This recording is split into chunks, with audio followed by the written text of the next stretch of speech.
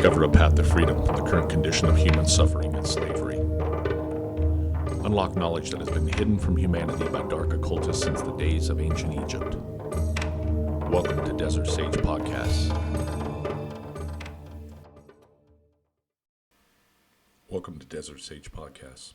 I am your host, Greg Befort, a former order-following cult member of the military and law enforcement, and once loyal believer in the illegitimate authority of government. This podcast series will focus on the current condition of humanity and the root cause of the suffering and slavery that threatens to imprison the minds, hearts, souls, and most recently your sovereign property, your body. This podcast is a series that follows simply my way of packaging my experiences into a format that hopefully is relatable to the viewing audience. I don't expect that when you listen to my life story or my conclusions and what I've come to understand, that everything is going to resonate with you or that everything is going to be relatable to you, because it's not. This is just my path. And I'm putting this first introductory video and podcast series in the context of that path, my experiences, and how it relates to the current government response to the COVID crisis, the lies that we've been told, and how throughout humanity's history we have been sold an illusion and accepted lies. The inspiration for Desert Sage Podcast came from a variety of sources, none the least of which was a culmination of all of the experiences and the knowledge that I accrued in the various roles throughout my life, whether it be as a airman, a policeman, a father, a son, a husband, a brother.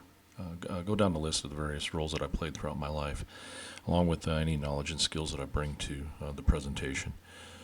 There were two books specifically that inspired me and put me on the path to self-discovery and a knowledge of natural law. And the first is the Kabbalion, and the other one is the Emerald Tablets of Thoth the Atlantean.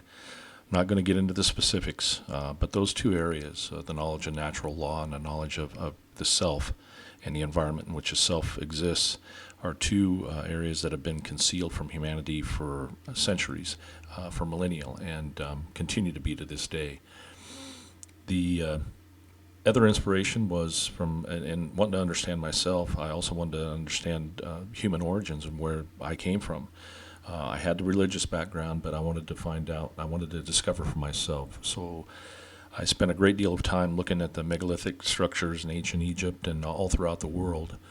Not only did I wonder and look at awe in the magnitude of these megalithic structures, the outside, and the physical structures themselves and how they were built, the who, what, when, where, how, and more importantly, why. But I also looked at the symbology behind these structures and the symbology within the structures themselves and the esoteric meaning behind these manifestations. So that was equally important in the inspiration for Desert Sage Podcast. The last was the current environment in which I live. My wife and I bought a home recently in Mojave County in the desert, just outside of where we used to live. And the desert, to me, represents a lot of things in our home, and specifically represents a lot of things. It represents freedom from the bureaucracy and the government overreach that I experienced in Lake Havasu City. Mojave County in general is much different, and the area where I live is extremely self-sufficient, and the people out here understand personal responsibility. It's an intentional community, and that's hopefully what will make it. But the desert is also a reflection of life. The desert can be extremely brutal. It can be dangerous. There are a lot of predators out here that if you don't respect them, it's not that a snake comes looking for you, but if you go to disturb its territory or poke it with a stick, the fangs are going to come out and you're going to get bit. So it represents a lot of things. People think that there's no beauty in the desert. Just the opposite is true. There's beauty.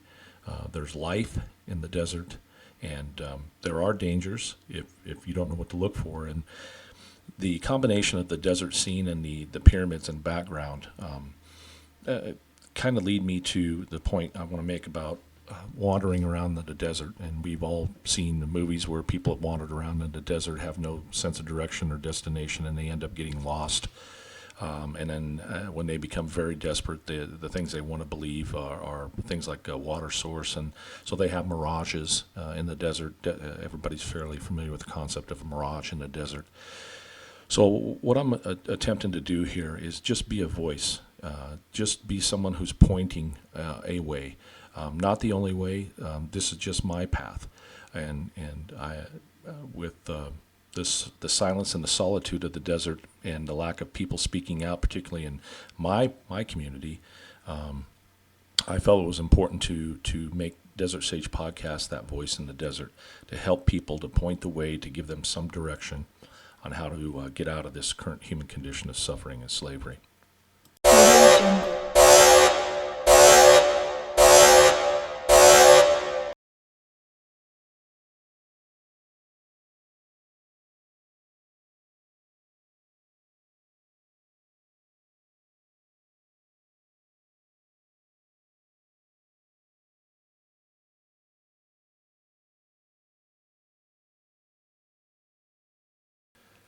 This podcast is about a lot of things.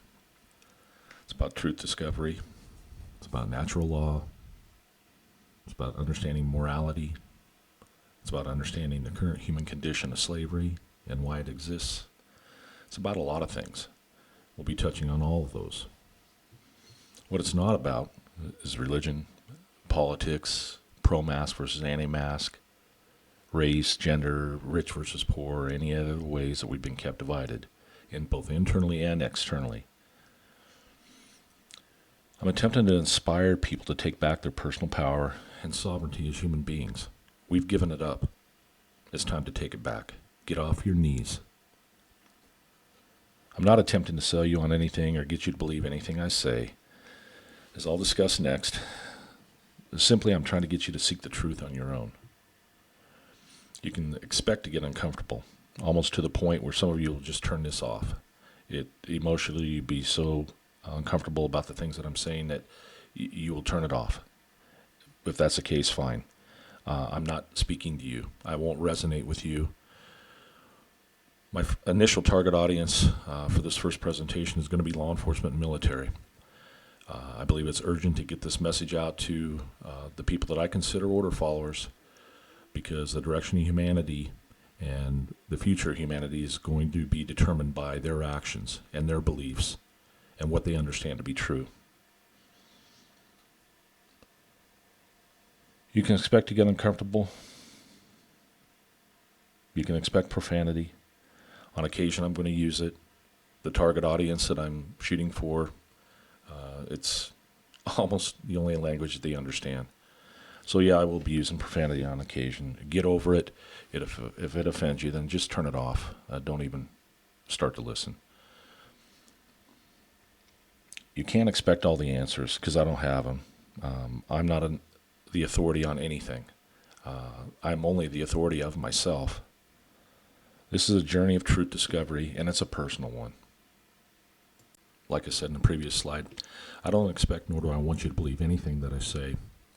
This slide illustrates a fundamental difference between believing and knowing. You take a look at belief and you'll see the word lie in there, because beliefs are fundamental lies that we tell ourselves that have no basis in actual reality or truth. Generally, it's because of something somebody else told us to believe, whether it be a parent or a teacher or a preacher. Contrast that with knowledge or with knowing. And let me illustrate with an example of, let's say that you're a juror on a jury, and you have to determine the guilt or innocence of an individual. Well, that criteria is pretty high. It's called guilt beyond a reasonable doubt, and it would fall on this continuum somewhere between probable and certain. Contrast that with trying to go before the judge and say, well, Your Honor, I believe that he's guilty. It's just based on my own personal perceptions, and I don't like the way he looks, whatever the case is.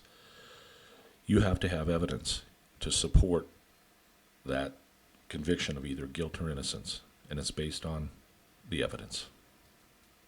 Throughout these presentations, I'll attempt to clarify and articulate the original definition of words, phrases, and symbols, primarily using Greek and Latin etymology, since that's where the English language derived from.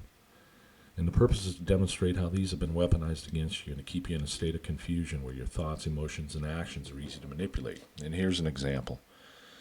Let's use the word anarchy. The minute I throw that word out there, most people immediately associate that with chaos. When the original word anarchy came from the Greek suffix an, which means without, and archon, which means rulers. So you combine the two, it's without rulers. It doesn't mean chaos, and it doesn't mean no rules. It means no rulers. So you can understand how just changing the meaning of the word in the minds of people can change their behaviors. I'm going to ask that you keep an open mind. This slide illustrates the human brain with the left hemisphere and the right hemisphere. The left brain, or a person who's predominantly left brain, is considered the masculine side of consciousness. That has more to do with the analytical or the logical or the precise, the scientific, detail-oriented aspects of consciousness, whereas on the right hemisphere is more associated with the feminine, which is the creative or the imaginative or the intuitive, big picture, empathetic aspects of consciousness. What I'm asking is that if you're predominantly one way or the other, that you set that aside and you try to walk the middle ground. Keep an open mind. Be neither the rigid skeptic nor the naive believer. And the way that I found for me to be able to determine the veracity of truth in many ways, and I know it sounds crazy, but through your intuition. Many times you listen to see whether or not what a person is saying resonates with you, and in military and law enforcement we call it a gut check. In addition to keeping an open mind, I'm going to ask that you keep your emotions in check. And what I mean by that is I'm going to say things that are going to piss you off without question. When you feel that emotion, recognize it for what it is and stop and reflect. Have enough present moment awareness, and what I mean by that is have enough understanding and awareness about what is happening to you physiologically, emotionally, and mentally when I say certain words or terms. When you feel yourself get emotionally upset, stop and have enough present moment awareness to find out why you feel the way that you do. Is there any truth in what's being said? Is what I'm saying resonate with you and making you feel uncomfortable? Because if it does, we're probably on the right path, because the truth is very uncomfortable. It's belligerent. It's not meant to be comfortable. My story and why I'm speaking to you now. First of all, just let me say that I'm nobody special. My life is nothing special. As a matter of fact, most of what you're going to see in this video presentation might be boring to some of you. It is unique, though. My life experiences are unique, just like yours are as well. And I'm a perpetual learner and a student. I have been a lifelong learner. I believe that storytelling also is a great way to get a point across to people, a way for people to learn. So I'm going to be telling you a story of my life up to the point where I am now. And again, I'm nobody special, but I've had an opportunity over the last 10 years or so to gain knowledge, and knowledge of moral philosophy and how the universe and how the world actually works. And I'll be sharing that with you. You can take it or leave it, dismiss it all you want. It's entirely up to you. But the reason I'm telling my story now is I believe humanity's at a crossroads, and we're two camps. Those that choose freedom, those that choose and support slavery. And the military and law enforcement are two key elements in determining the outcome of freedom or slavery for humanity.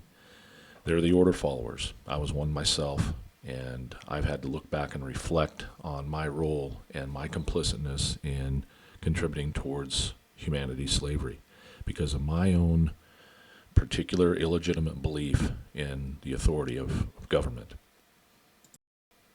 I was born in Grand Island, Nebraska in 1960 and brought up by a single mom.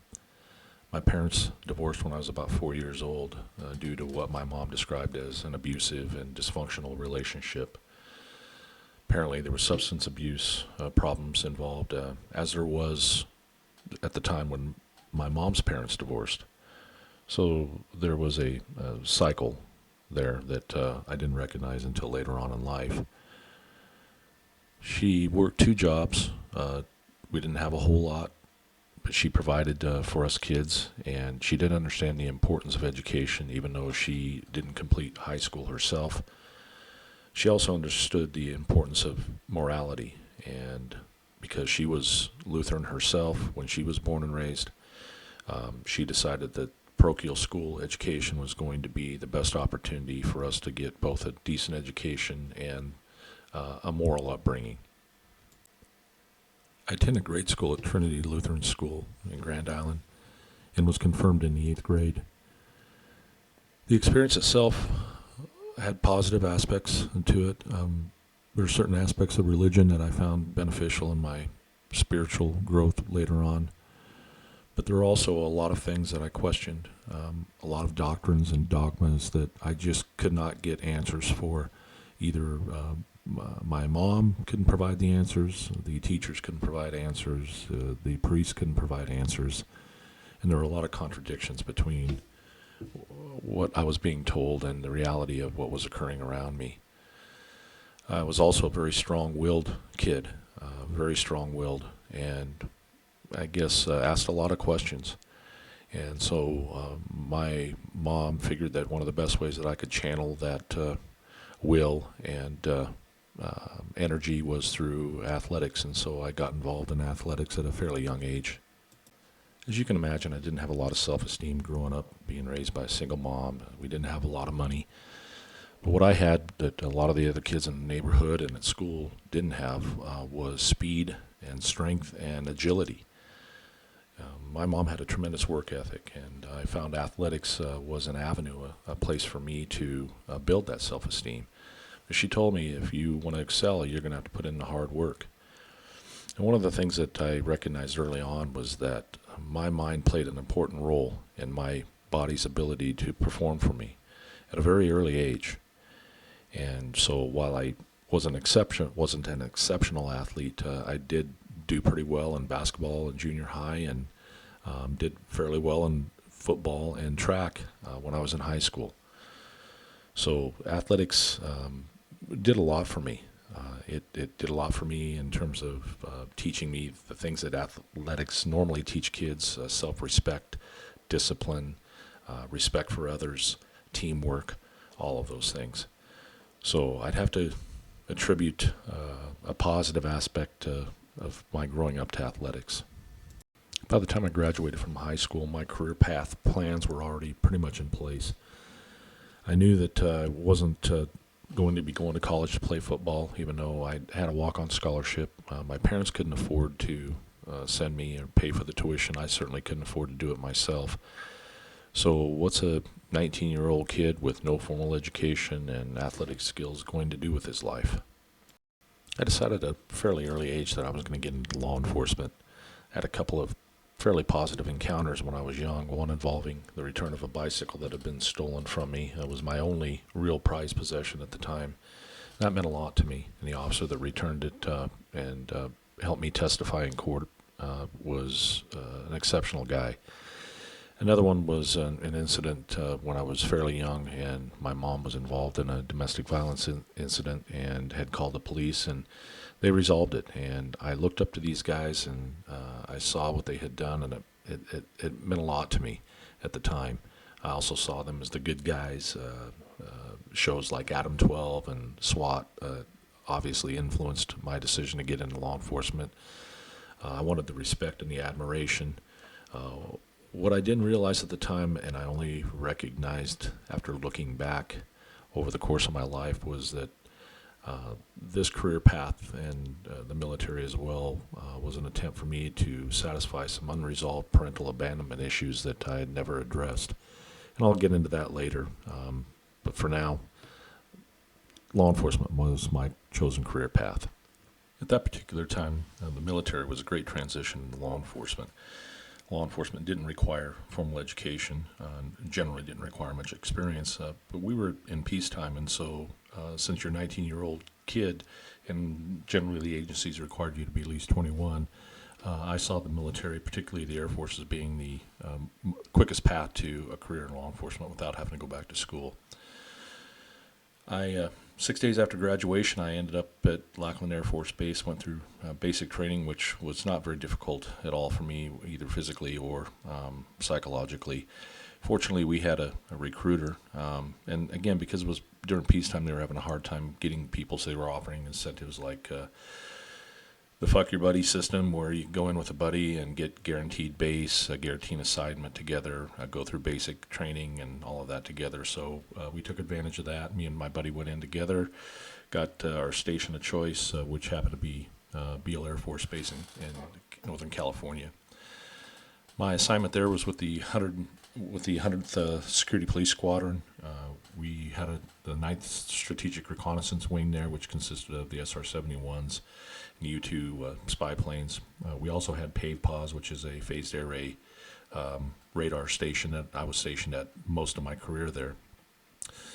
And while I was there, I was fortunate enough to work there at a control point where I was stationed with primarily a senior enlisted person who kind of took me under his wing and spent a lot of time talking to me about philosophy, and more importantly, spent a lot of time talking to me about the reality of the military career. And even though that was his choice, he saw my passion for law enforcement, the fact I was a 19-year-old naive kid from Nebraska, and kind of took me under his wing.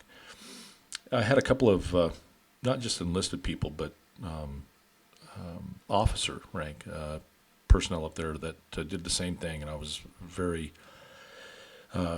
appreciative of the advice that they had given me. During that time, I also was able to engage in a passion that I was always wanting to learn, and that was martial arts. I spent a tremendous amount of time studying martial arts, not just the physical components, but I was a great fan of Bruce Lee. I read and purchased his book on Jeet Kune Do, and as much as I was enamored by the physical skills and prowess he had, I was as much interested in his philosophy on life and the martial arts in general. I took back to strength training. That was a great passion of mine. And also during that particular time, I met my first wife and was married. Before I left the military, I had taken several community college courses and found out that I could actually do pretty well academically. I wasn't a bad student in high school at all. I was, I would say, average, above average. But I found that once I started taking college classes, it wasn't intimidating to me, and actually I enjoyed learning. So that transferred over to the police academy, where I went to the College of the Redwoods in Eureka, California. I did pretty well academically, physically. Again, it wasn't as difficult of a challenge as I thought it was going to be.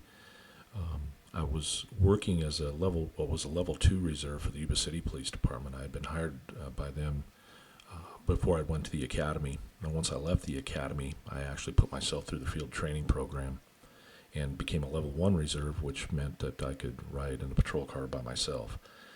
So until they had a position open, I worked as a level 1 reserve, and then was hired full-time in 1984. I worked a variety of positions, started in patrol, then I ultimately went into SWAT, detectives, and then was transferred back to patrol as a sergeant once I promoted. I'd worked with a lot of great people, a lot of people with the same ideas that I had, a lot of people with military backgrounds that wanted to protect and to serve and do the things that we believed that we were going into law enforcement for. And I have to say that the culture of law enforcement was quite a bit different than it is today. And I understand the dynamics behind that. It wasn't as politicized as it was today. The institution had been totally captured like it has today in many large organizations anyway. And I'm not going to put a blanket statement on every law enforcement agency, because that wouldn't be right. But in any case, a lot of these organizations had been captured previous to the time I'd put a badge on. And I was unaware of that, and still had a little bit of naivety in me as a young officer. But in any case, I worked with good people. It wasn't the people that were the problem for me, and I didn't even mind dealing with the public. That really wasn't the biggest stressor in my life for me. To be honest with you, the biggest stressor was the organization itself. I think almost every deputy and peace officer across the country would probably acknowledge that, or across the world even. The organization itself can cause much more stress than rolling around on the ground with some drunk. Those I could deal with. I understood those dynamics, knew what to expect from it, and physically, mentally, and psychologically were prepared for violent confrontations with people. So that wasn't an issue. It was the organization that caused me the most stress. I had also taught at the community college. I taught a high school regional occupational program class as well to help get high school kids into the profession before I started teaching for the community college. I taught a stress management class that helped officers deal with the stress of the job in productive ways. And I can't say that I always dealt with it in productive ways. I probably drank more than I should have as an officer, as many do, as a way to cope. And culturally, it was acceptable at the time. But in any case, I had an eye-opening when I was a young officer that led me on the path to creating these, I guess it was creating these internal conflicts and contradictions within myself that were making it more and more difficult for me to live with myself internally. The first one was I was a young officer, got called to Sears for a shoplifting incident. I get to the store, meet the security officer, he takes me into the office, and there sits a city councilwoman. I recognized her, I knew who she was. I watched the videotape, saw it was cut and dry, she had stolen some items. I arrested her, I took her to jail, booked her, and about 20 minutes afterwards, I get a call from the patrol sergeant who calls me into the office and proceeds to rip my ass because I didn't contact him first. Did I know who this person was?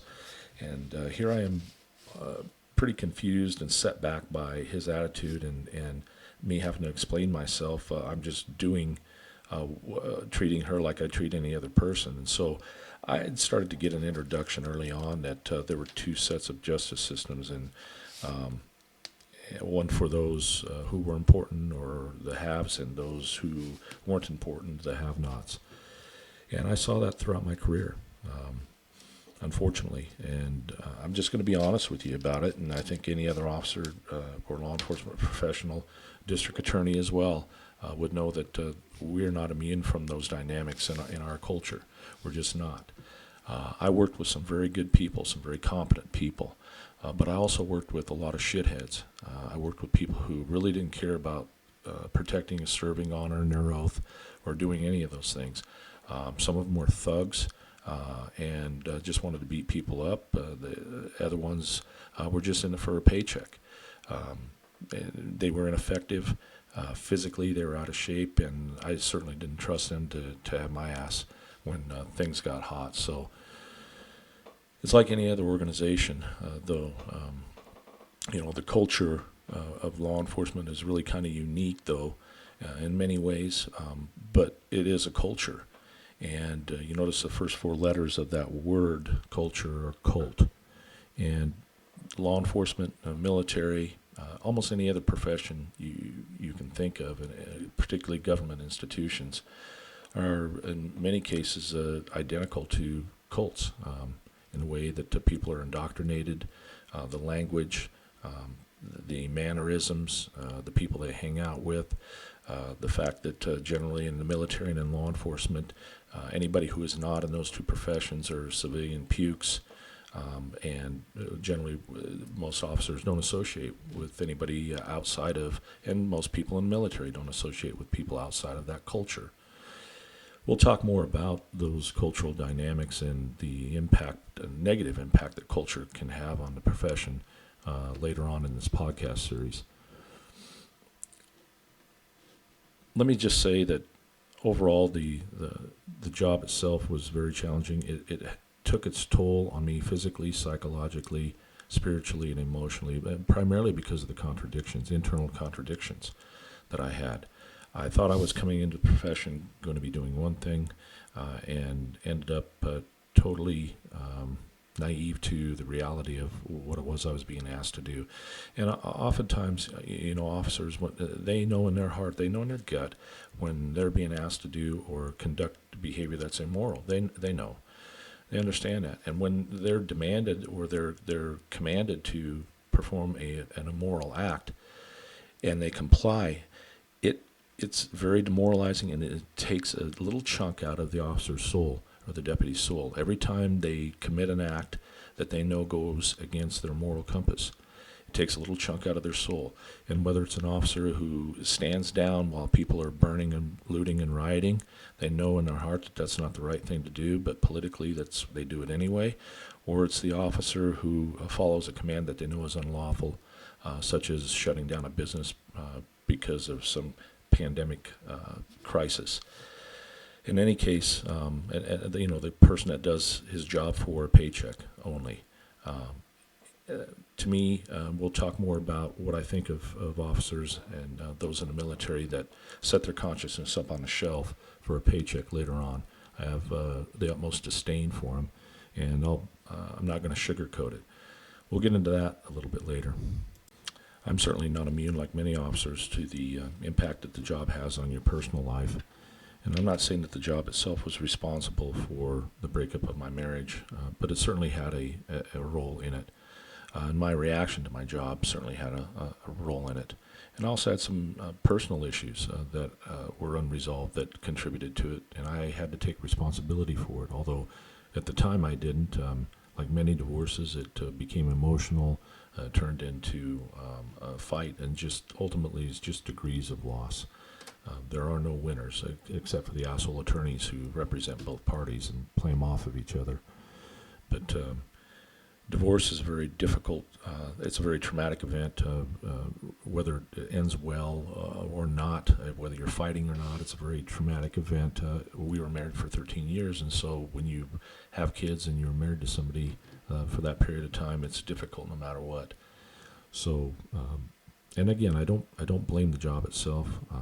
There were other issues that contributed to it, but some of the things that you see on this job and the worst inhumanity that comes out, things that you would never expect to see people do to one another, that tears away at your soul as well.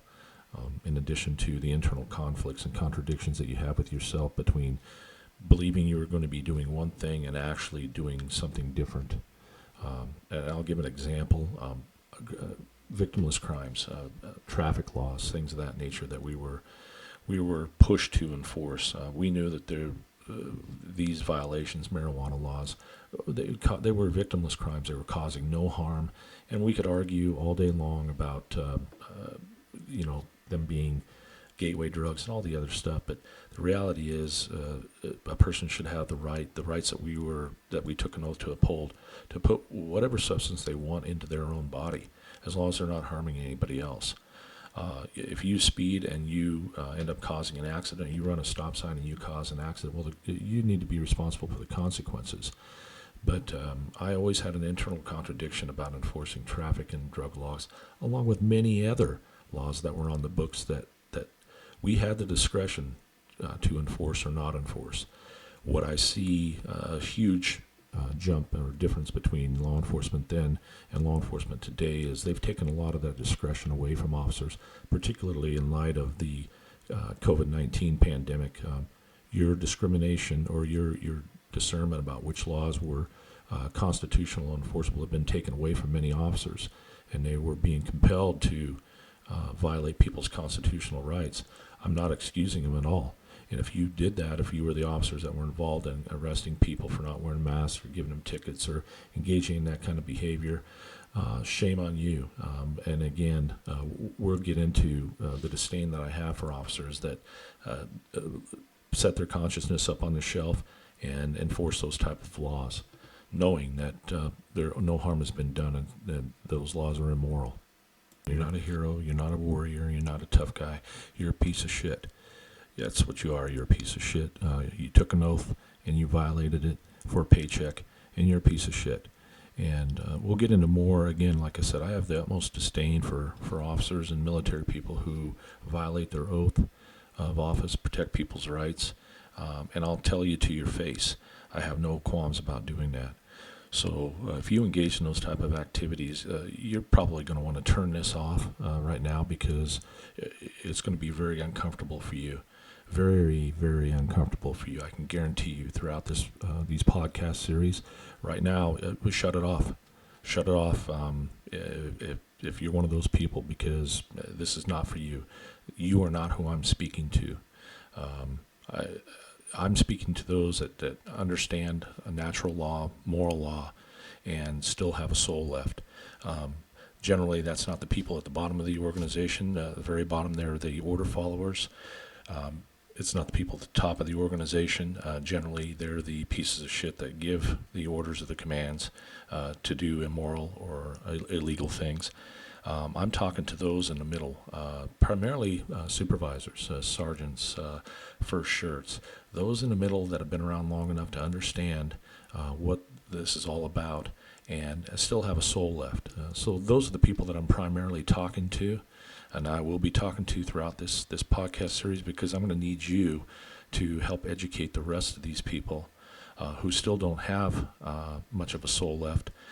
Bring them on board, because they're the ones that are going to be taking your rights away, those that believe in this illegitimate authority of government and politicians having the authority to shut people's businesses down and dictate who gets shots and who doesn't. They're going to be part of the problem. So you may be fighting people within your own ranks when it comes right down to it. And it's going to come right down to it, folks.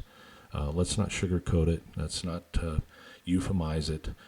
We are at war, and there's two camps. Those that are going to be fighting for true freedom, and those that are going to be advocating slavery. And that's the two camps that we're going to be talking about primarily throughout this series. I met my second wife, Wendy, when she moved from Lake Havasu City, Arizona, as a dispatcher and became a dispatcher for our agency.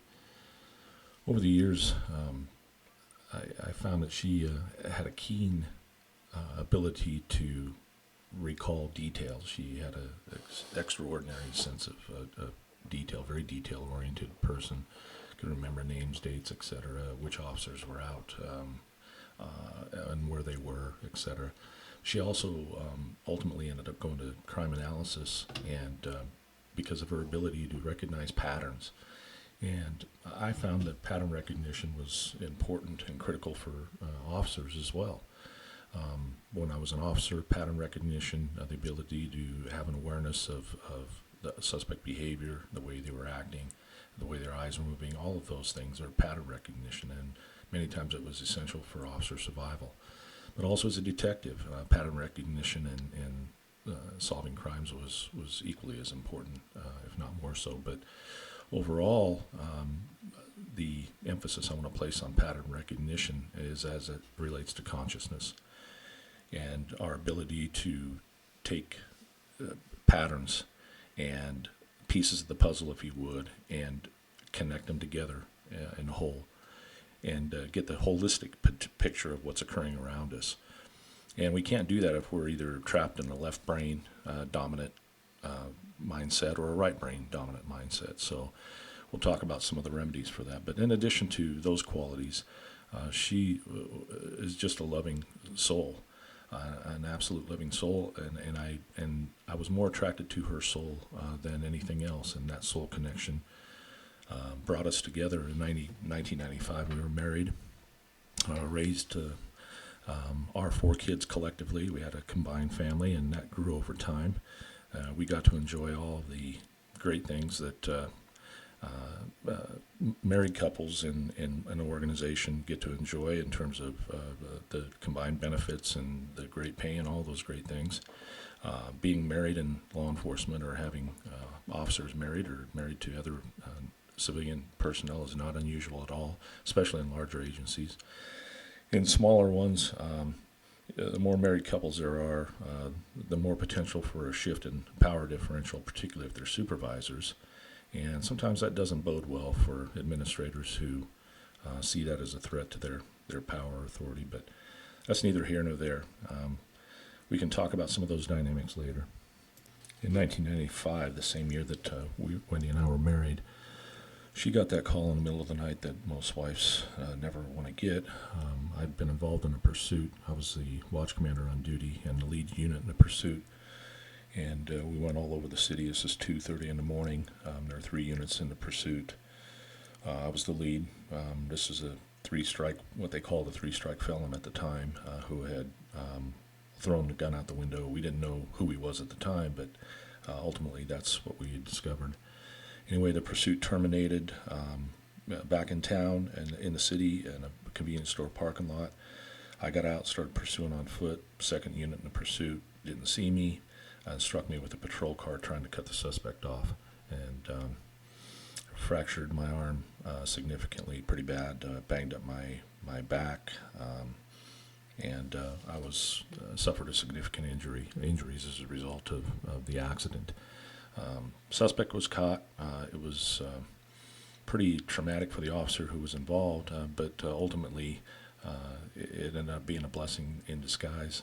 I made sure he was aware of that, and I had to make some real hard decisions about over the next year and a half about what I was going to do from that point on. Wendy and I had some very serious discussions about the conflicts, the contradictions, and the way I was feeling about the job, things I'd been asked to do. I'd also been teaching at the college, and so that was another route for me to take. And ultimately, I ended up deciding to retire after fighting with the city for almost a year and a half. I had rehabbed and felt that I could come back and do the job. But another thing I had realized during that process was that I was a legal liability for them because I still had some residual injuries, back injuries specifically. But I was probably as much a political liability for the current administration at that time. So the handwriting was on the wall for me, and the job never was my identity. It never was who I was. It was always what I did. And I was able to somehow distinguish that both in my personal life. I had friends that were outside of law enforcement and in my professional life. So anyway, my career had come to an end at that point, at least in terms of law enforcement on the street.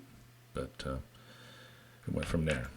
The transition out of law enforcement was a fairly smooth one for me due to the fact that I had already been teaching at the community college for many years prior to retiring.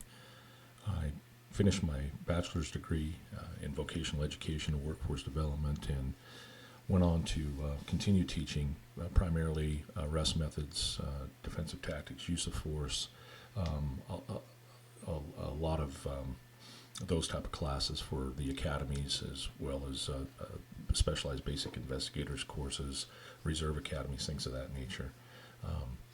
I was heavily involved in curriculum development with the California Commission on Peace Officer Standards and Training.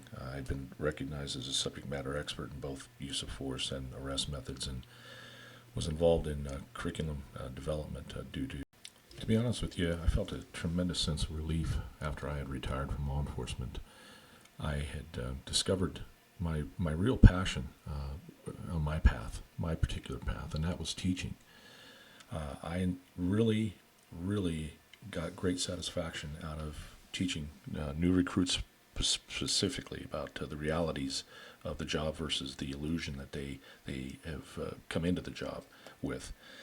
One of the ways that I would do that in teaching them arrest methods and defensive tactics is at the very end of all their training, I would put them through a scenario where I would get in what we called the red man suit, and the recruits would have to go through all the force continuum, all the way from verbal commands, all the way. Ultimately, I would take them up to deadly force. I would change my behavior from resistive to assaultive, ultimately, and I would physically take them to the point of near exhaustion before they ultimately would have to pull their plastic sidearms at the time, and not real ones obviously, and end the scenario. And for many of them, that was an eye-opener. I was physically a lot bigger than most of the recruits, stronger, faster. I had skills that most of them didn't, and generally, it was a reality check for many of them. And unfortunately, or fortunately, it caused many of them to come to the realization that this job might not be for them. And whether it was making the determination to take another person's life, even under the most dire circumstances, or that physically, mentally, psychologically, this just was not for them. But in any case, I was bound and determined to make that, help them make that realization well before they got into the career, well before they got into what I had went through and had discovered on my own. So it was a little dose of reality for them, and I think it stuck with many of them, even the ones that end up not going into the profession. In the summer of 2001, after spending 4 years at the community college, my wife and I decided it was time to get out of California. Things were just going south in a hurry, and we had kids going into high school. So we decided to move to Reno, Nevada. She accepted a job with the Washington County Sheriff's Office in Reno, and I accepted a job with the state of Nevada, working for the Commission on Peace Officer Standards and Training. The position I accepted was a Training Officer 2 position in the Police Corps program, and what the Police Corps program was it was a program funded by the Department of Justice out of the Clinton administration in '96. It pumped about $100 million into this program, and it was to be divided to states that applied. The idea was that they would conduct high-level law enforcement training for new officers to enhance the profession. Officers that were selected to go into this program had to have a minimum of a bachelor's degree. Agencies that sponsored the Police Corps program, whether it be a large department, a university, or in my case, the Commission on Peace Officer Standards and Training, were given funds to support this program. Everything from funds for training officers. We received the best training money could buy. Was sent to Missouri for terrorism training by Israelis. I went to an advanced firearm instructor school in Ione, California. Went to one sponsored by the NRA in Raton, New Mexico. Went to at least less lethal instructors course in Raton, New Mexico. You name it, we received tremendous training. Went to Austin, Texas, and went through 3 weeks of defensive tactics or arrest methods training with a former Navy SEAL.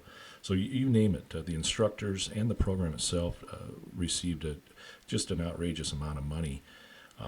And then when recruits came into the program, they received some of the best training available as well. I'd have to say that. And again, the idea was to enhance the profession, both training recruits going into the program, and for the agencies themselves that took on these recruits or sponsored them or agreed to hire them after they graduated, they received $10,000 a year for each of the 4 years that they kept these recruits that were Police Corps recruits. It was a good experience for me. I spent 3 years doing that, 2 years as a training officer too, and then ultimately I was selected to be the director of that program. And what I did was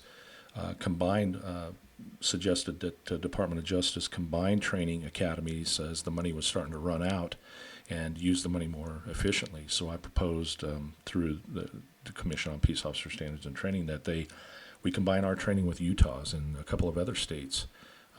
I've discovered that the way officers were trained state to state, there were a lot more commonalities than there were differences. And so they adopted that model, and we did combined training with Utah up until the point where I left the Police Corps program after 3 years or so. During this time, I was starting to realize several things. One, this program wasn't going to last forever. They were already starting to run out of money. I knew it was just a matter of time before this program ended, and probably should have long before that. With the waste that I saw. Having been to Washington, D.C., and seen some of the machinations that go on there, and I learned everything from how federal budgets operate to reporting requirements to continuing resolutions, go down the list. And my family was starting to suffer. That was the other thing I was realizing, too. With all the travel, it required a tremendous amount of my time and energy, whether I was going to school somewhere or going to Washington, D.C., and dealing with the things there. I was struggling to try to make sense of it all. All the things that I had experienced and seen, both with my previous jobs and what I now experienced in what was referred to as the swamp, and got my taste of that. I was trying to make sense of it all. How was all this occurring? Why was it all occurring? I was seeking knowledge, and I thought it was knowledge outside of myself. I thought it was formal education. Maybe I needed to be more intellectual, when the reality of it is that I needed to be more holistic in my intelligence and use both sides of my brain. And that was the knowledge that I didn't understand at the time. I was seeking answers outside of myself. In 2004, I took a position with the Washoe County Sheriff's Office as the director of the Regional Public Safety Training Center in Reno, Nevada. It put me much closer to home, and it was a position well suited for my experience in education. The training center operated under an interlocal agreement between the Washoe County cities of Reno and Sparks and Truckee Meadows Community College. What that meant as far as my organizational structure was, I reported directly to the sheriff, although I answered to the boards, several boards, an executive board which consisted of the sheriff, the police chiefs, the fire chiefs, and the vice president of academic affairs from the community college. Then my managers board consisted of the county manager, city managers, and the president of the Truckee Meadows Community College. So needless to say, it was a very stressful job at times. They were trying to deal with the politics and all the personalities of department heads at that level was like spinning plates. It was a very challenging job for me, but the part of it that I enjoyed was I had an opportunity to oversee a tremendous facility. It was an $18.5 million facility. It was only a few years old. And with my passion for integrating technology into the learning environment, my skill set with that, I was able to get things like driving simulators, shooting simulators, and most importantly, we had a streaming and video on demand platform, which had the capability of delivering online content through a content management system and a learning management system to desktops and patrol cars, so the officers could view training that normally they'd have to either come in off the road to attend or come in off duty to attend. So it was a huge project. It took me several years to get implemented, but ultimately it saved the agencies a tremendous amount of money and time. So that was something I was very passionate about. So distance learning, video, all of learning how to produce content, all of those things I had to learn and integrate into some of these projects and programs that we implement. And it wasn't cheap. We spent several $100,000 on a lot of this equipment and technology, but we saved quite a bit of money as well. Like any other job, I worked at the will. I was an at-will employee of the sheriff, not the original sheriff that hired me. And over time, of course, you get new administrations in, new management. During that particular time, we were going through, during the latter part of my career there, I spent about 7 years in that position. We were going through a lot of budget cuts. Things were very difficult for all the agencies. And ultimately, the sheriff decided that the training center could be administered a little more efficiently with the lieutenant under his command. So I was dismissed as an at-will employee after seven and a half years, and again was thrust into a decision about what I was going to do. I ultimately ended up suing the sheriff's office, the sheriff in particular, over that. That's not anything that we're going to dive into right now, but just know that it didn't end on good terms, but ultimately it did end on good terms because what I was able to do afterwards really helped change my life, and that what I thought at the time was a tragedy because I was only 51 years of age at the time, ended up turning out to be a blessing for me. Even though I only had a limited retirement income from my industrial disability retirement as a police officer and only 10 years with the state of Nevada, my wife and I decided it was time to pull the plug out, and we were going to retire early, regardless of the personal consequences or financial consequences. We had both pretty much had it with government work and that life in general. So we retired in 2012. We bought a 36-foot fifth wheel RV, and we started traveling. Our first trip was up to the Tahoe National Forest close to Reno, where we spent the summer as camp hosts for 2 years. And it was a great experience, just getting back to nature and unplugging from all of that. It was a great experience for us. We met a lot of tremendous people from all over the world. And then in the winter times, we would spend our time down in Lake Havasu City, where her parents were, a lot warmer down there. And we had an opportunity again. We camped. We were outside all the time. We got back to nature, and we had an opportunity to meet a lot of great people. But the most important aspect of it was the time that I had after being unplugged from the systems, from those institutions, and to be able to reflect on my life. Being out in nature for that 7 years put me on the path to healing, as I was broken, not only psychologically, but spiritually, mentally, and physically.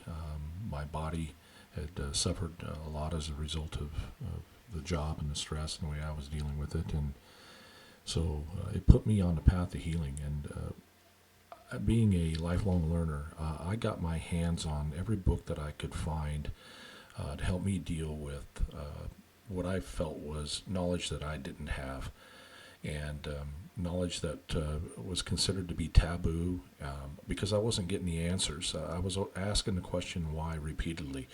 Why were things the way they were? Every belief that I had in the past, whether it be a religious belief about my service in the military, belief in what I was doing as a law enforcement officer, belief in justice and the judicial system, all the things that I believed had crumbled. And I was at a point where the only path and the only way up for me was out of that mess was up.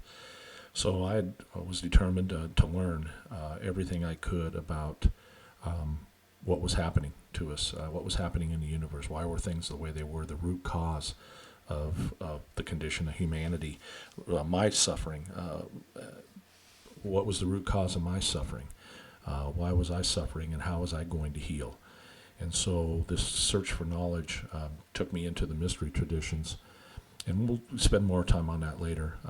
But I studied everything from natural law, spent hours and hours listening to Mark Passio's podcasts and his work, in addition to many, many other people's work, Jordan Maxwell's, Gerald Massey. I go down the list. A wide, eclectic variety of information. I studied Gnostic tradition. I studied Hermeticism. Go down the list of the ancient mystery traditions, because what was being hidden from us was knowledge. What I ultimately discovered was knowledge had been hidden from us, knowledge about the way the human mind works, and knowledge about the natural laws, the laws of the universe, the true laws of the universe. And that created a power differential between those who had that knowledge and those who did not have that knowledge. And so I was determined to find out all I could about esoteric knowledge, or knowledge that, or occulted knowledge that has been hidden from humanity, and that's what occulted means. It doesn't mean the Hollywood crap that you're led to believe. People out in the woods burning cats and all that stuff, although that probably does happen. Occulted simply means hidden from view. We'll get into the etymology of the word and all that later, but for now, suffice it to say that this set me on a path to discovering the knowledge, the true knowledge, the real knowledge that I was missing. Ultimately, the truth that I had come to discover after many years of this self-reflection was that I'd come to an understanding of natural law, the only true law of the universe. And towards the end of this presentation, I'll give an introduction to what that is, and we'll dive into it more deeply later on. So I came to an understanding of natural law, and I also came to an understanding of myself, self-knowledge. I had been looking my entire life for answers and solutions to the cause of my suffering in outside sources. I was looking for answers outside of myself the entire time, whether it be religion or a priest or somebody else or government, somebody else to give me the answers that I needed, because I didn't have confidence that my power had been taken from me. Gradually, over the course of my lifetime, from the time I was a little kid and indoctrinated, both with my parental beliefs, along with the religious beliefs, the indoctrination from school, I was waiting for somebody else, and had been my whole life, to tell me what the truth was. So this was a path to truth discovery. So I discovered natural law, and I discovered a lot about myself. And if you haven't done that level of introspection, and most people will turn and run away from that, the minute they hold that mirror up in front of themselves, will turn and run away from that as quickly and as fast as they possibly can, because it is very painful. To sit with yourself, most people can't sit with themselves and have a quiet thought and reflect on things for more than a matter of a few seconds anymore anyway, because of the attention span of most people. But when you have that time, and you take that time and you seek the truth, you will devote whatever time it takes to spend doing that introspection, that deep shadow work, to understand why you tick the way you do, how you operate, how the human mind works, how you work specifically. Because your thoughts and your emotions and your actions, if they're not congruent, if they're not in alignment with natural law, you're going to suffer. And you're going to suffer terribly until you come to that realization. So I had to go through that deep shadow work. Now, I know I most likely lost more people along the way here just by bringing this topic up. But it's an important one, and I'm not the only one who said it. I'm not the only one who made that statement. Matter of fact, the things that I'm presenting here is nothing new under the sun. This is not knowledge that I've developed, or what I've done is discovered it on my own. It's been there all along. I've just discovered it. This is a path to personal discovery, self-discovery. And a lot of, like I said, a lot of people probably have turned me off at this point. If I hadn't lost them before then, I've probably lost them at this point. So be it. It's not that important. But when you look at some of the people that have talked about how important it is to know thyself, for those that are Christian, you'll notice the name of Jesus Christ on there. Not only did he make that quote out of the book of Thomas, but if you remember, one of the most famous quotes of Christ is, the kingdom of heaven is within you, And so that always resonated with me, and one of the benefits of having studied former religion or cultural religion for the number of years I did is I remembered all of these Bible verses and all the things that Christ said, and I was able to take the esoteric information, or the hidden information, as opposed to the exoteric, or the information that's generally given to the masses of people. And through discernment, I was able to put those quotes in context. I threw this picture in here, and we'll come back to it in a minute. It was taken quite a few years ago with my wife and I. We were in Las Vegas and had an opportunity to get a picture taken with the characters of the Wizard of Oz. And for those of you that aren't familiar with the Wizard of Oz, it was one of what I believe is one of the most powerful allegorical movies ever presented about natural law and knowing yourself, although the message is generally missed by most people who watch it, including myself for many, many, many years growing up. And like I said, we'll come back to that in a little bit, but what I want to touch on here is what I believe is the root cause of suffering in humanity in general, and the individuals specifically. While we were traveling, we sold our home in Reno, Nevada, and in 2019 bought a condominium in Lake Havasu City, Arizona. We chose Lake Havasu City for a variety of reasons.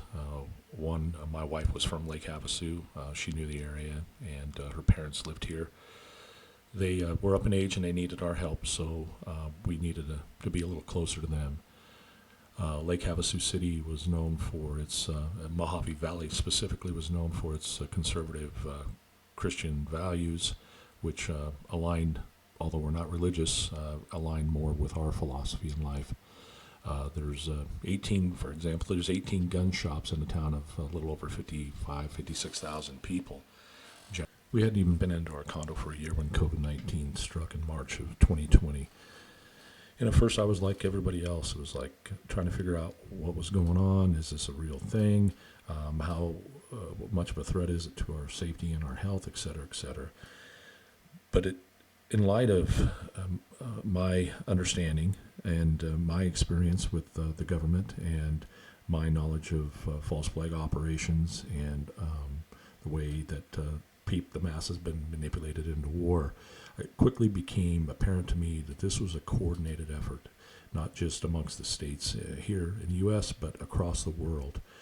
And so the hair on the back of my neck started standing up. My intuition started kicking in that this was probably another problem reaction solution, a false flag operation by the government, and we were being lied to.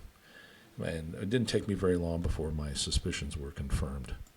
I'd carried my ability to detect deception long past my days as a police officer, and it didn't take me long to see the contradictions and the inconsistencies in the statements that were coming out from the government, particularly Fauci. But I also looked at the physical behavior of them and the indicators of deception that we were trained to see, and I saw those as well, and not only in public officials on the media, but in our local politicians as well.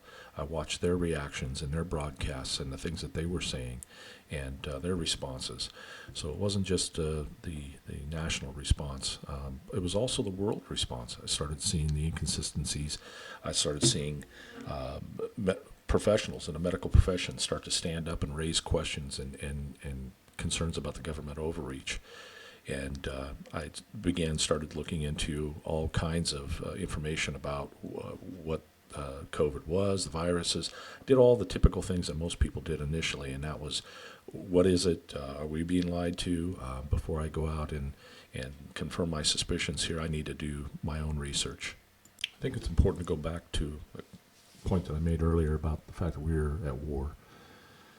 This is a spiritual war, and it's a war against humanity, and it has two fronts. The first is an external war that's being waged against humanity to capture our thoughts, our emotions, and our actions. This has been going on for thousands of years, millennial. There are people, dark occultists, former priests who understood how the human mind works, how the human psyche works, and they've passed that information down for generations, bloodline generations. They understand that, and they also understand how natural law works, and they're using that knowledge differential to create a power differential between them and the bulk of humanity. There's also an internal war that we wage against ourselves with our divided thoughts, emotions, and actions. We're not congruent, and when our thoughts, emotions, and actions are not in alignment, and they're not in alignment with natural law, we suffer internally. And society and humanity in the aggregate, in the bulk, suffer as well as a result of it. And this is a heavy truth bomb that I'm going to drop from 10,000 feet. For most people, some of these concepts will be a little bit foreign to you, but I promise you that if you stick with me, we'll get through that and we'll explain what it is. You'll notice down in the bottom right is the picture again of the Wizard of Oz characters, the Tin Man, the Lion, the Scarecrow, Dorothy, obviously. What I want to touch on right now is that the Scarecrow in that allegorical moral teaching represents intelligence or lack thereof. The Tin Man represents care or lack thereof, and the Cowardly Lion represents courage or a lack thereof. And we'll touch on that a little bit further. There's an old saying that the first victim of war is truth, and it's no different with the war on our freedoms. It's the first casualty. And generally in a hot war, conflict between two countries, the lying whore media is brought out. Well, actually, they're brought out well in advance of the war itself, so they can lie us into war. And then once war starts, of course, propaganda runs rampant, and we're lied about the conditions of war, the casualties, go down the list. And then, of course, after the war, we're lied to post-war as well, in terms of who the victors were, the reasons for why we went into the war to begin with, and all of the other things that go along with the destruction of truth. The media obfuscates the truth, and you'll never be told the truth unless you go seek it on your own. Anybody who continues to get spoon-fed the sugar-coated stuff from the mainstream media as truth, I feel sorry for you. You're in a very low vibratory state, a low state of consciousness, and you need to turn your damn TV off. Thought it'd be important to take a little bit of time and talk about the meaning of the term truth. And here are a couple of definitions here. A noun, the quality or state of being true. That which is true or in accordance with fact or reality. I'd like to simplify that simply by saying that I believe that the truth is that which has occurred and it is occurring. It's that which has occurred in the past. You cannot change the past, regardless of what people might write about the past. What actually occurred in the past is the truth, and it cannot be changed. We can learn from the past. People won't learn from the past, and that's the problem. We don't look back at history. People don't know history to understand all the dynamics and why we are in the state that we're in now. So what is occurring right now is also the truth. I'm sitting here talking into a microphone right now, speaking to you. That is the truth. It's what is occurring right now in this particular moment. Now, what might occur in the next moment is open to infinite possibility, and generally we can't know that. But we can make a prediction about the truth based on what we know about the past and what we know about what is occurring right now. Very quickly, I began to see state and local agencies move in lockstep with international countries in terms of the response to COVID. Not as restrictive, obviously, in our community as it was over in, let's say, Australia, where they were already implementing draconian measures to restrict the rights and freedoms of the people that lived there. So I was watching that as well. I wasn't just looking at my local community. I had a global view of what was occurring and the coordination between these countries. How could that be possible? How is it that they were all moving in the same direction, the same mandates at the same time? One of my biggest concerns was the reaction of the people. Having understood human psychology and how the mind works, it was apparent to me that the predictions of death and the scare tactics that the media was hyping nonstop 24/7 were designed to intentionally keep people in a state of fear and confusion. If you think about the mask mandates and the contradictions, and Fauci, well, you wear one mask. Well, masks aren't required at all. Well, two masks. It didn't take long at all to see that this was a socially engineered perception crisis.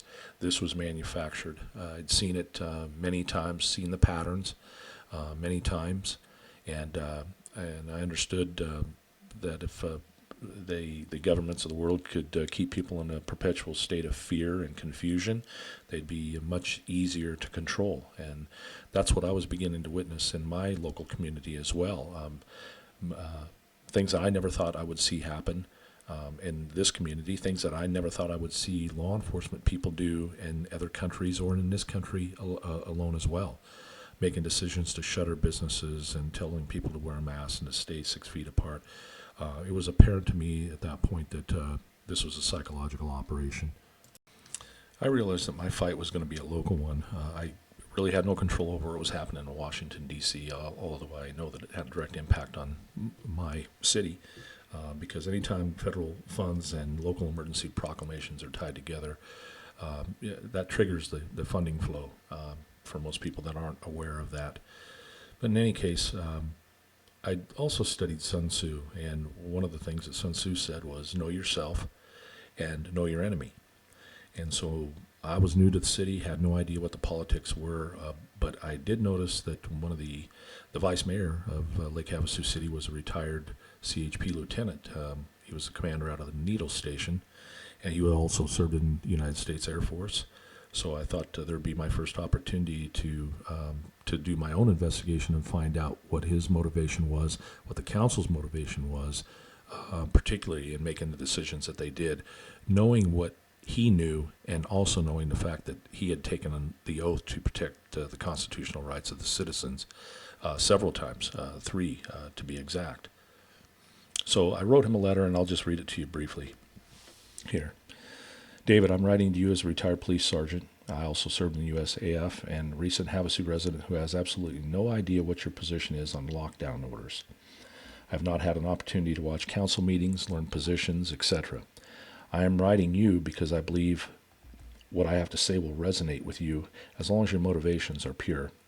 If not, I realize I'm still addressing the problem. That would be you, if your motivations cause harm to sentient human beings.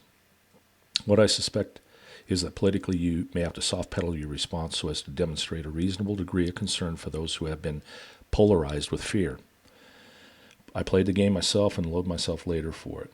Maybe your motivation is the inevitable flow of federal dollars tied to incentives to comply. Think NHTSA grants if that helps. And NHTSA is a federal agency that doles grants out to law enforcement agencies.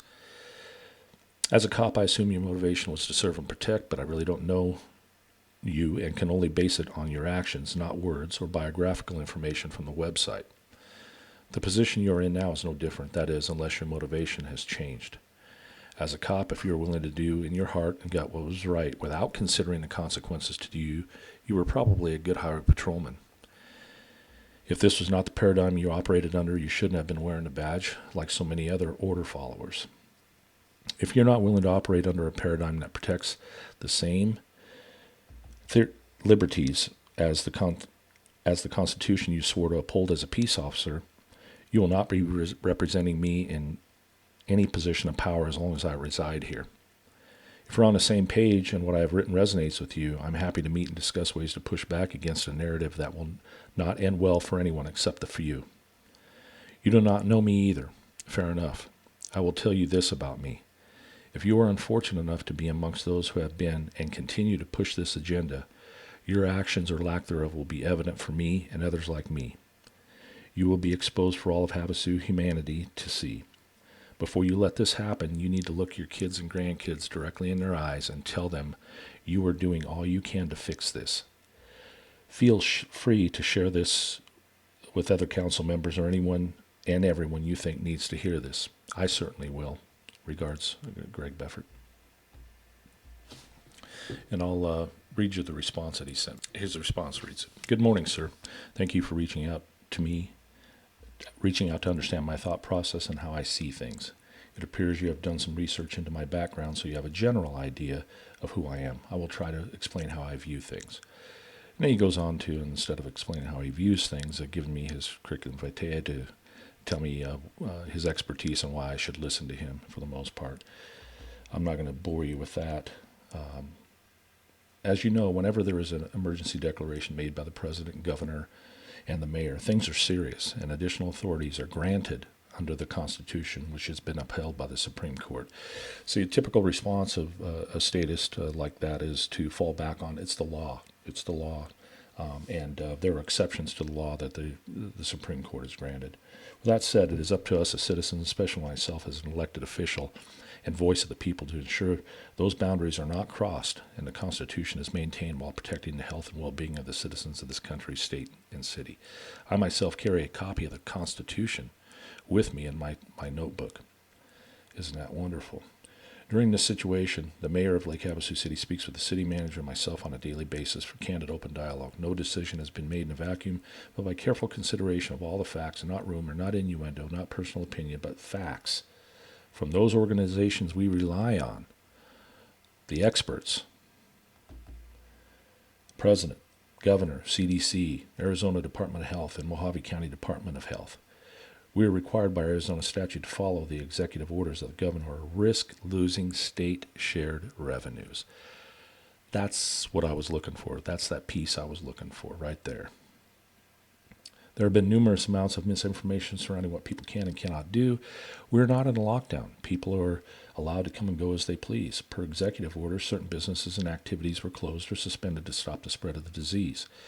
People were asked to only make essential trips and maintain social distancing, but no one was told they could not move about freely. Now, understand that this was written on May 5th, and those conditions drastically started changing to later on include the mask mandate. In studying past pandemics throughout recorded history, the cure has been fresh air, sunshine, vitamin D, and social distancing. This is a virus which needs a host and a recipient.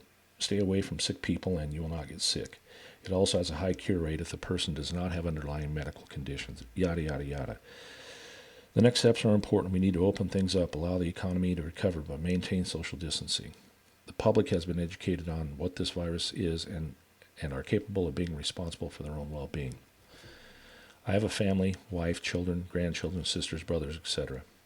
I have taken this pandemic serious and used every bit of my training experience to ensure we are doing everything we can legally, morally, and ethically to ensure the health of our residents while maintaining our way of life and enjoying the freedoms America stands for. I hope this addresses your concern. Thank you for your service to our country, and God bless you and your family. David. The person who espouses to be a pocket constitutionalist carrying council member also professes to be a Christian. So I thought that was interesting, and my response back to him was simply, thank you, I learned everything I need to know about your position. Irrespective of what this individual told me, we are not in a lockdown. People are allowed to come and go as they please, et cetera, et cetera. The reality of the situation was entirely different. I had what you're seeing here is a newspaper article from April 23rd, 2020, well before I wrote the letter to the vice mayor of Lake Havasu City. It was apparent that law enforcement agencies were going out and shutting down businesses and closing restaurants and gymnasiums. Mine in particular, the gym that I worked out, had been shut down by Lake Havasu City Police Department. And I'll get into that in a minute, and the whole reason why I became involved with the COVID response and the fight against it. But in any case, it was quite obvious that the restrictions were increasing, and this was not going to go away. And so I had to make a decision on how I was going to engage, how I was going to expose the lies and the lack of morality of what was occurring. And I knew that the best bet was to get out in front of the city council, although they had shut down most meetings. You see, most people in the military and in law enforcement make the mistake of convoluting the difference between legal and moral. And that has critical implications for all of us. They don't even realize it. See, the problem is, and I'm not saying this to be mean, but it is the truth. Most people that get into law enforcement and the military are some of the least educated people, particularly at the enlisted ranks and whatnot. Some of the least educated people in their professions, and they think that they know everything they need to know about the law, and they stop short of just understanding statutory law and case law. Problem is that most of them don't even, again, they can't distinguish the difference between legal and moral. First of all, there are a lot of laws that were legal but were totally immoral. They can't make the distinction. It's all laws, even though most officers understand that they have the discretion to not enforce most of the laws that are unconstitutional but are still on the books. And one of the things that they also can't distinguish is that if you were to go and ask the average officer or military person, do you know the difference between a right and a wrong? I mean, truly the objective, not the subjective, the moral, relativistic response of, well, whatever I think is right, whatever I think is wrong. No, bullshit. There is objective morality. If you ask any of them, can you tell me the difference between a right and a wrong? A simple question. Most of them will not be able to give you a definition of what a right is and what a wrong is.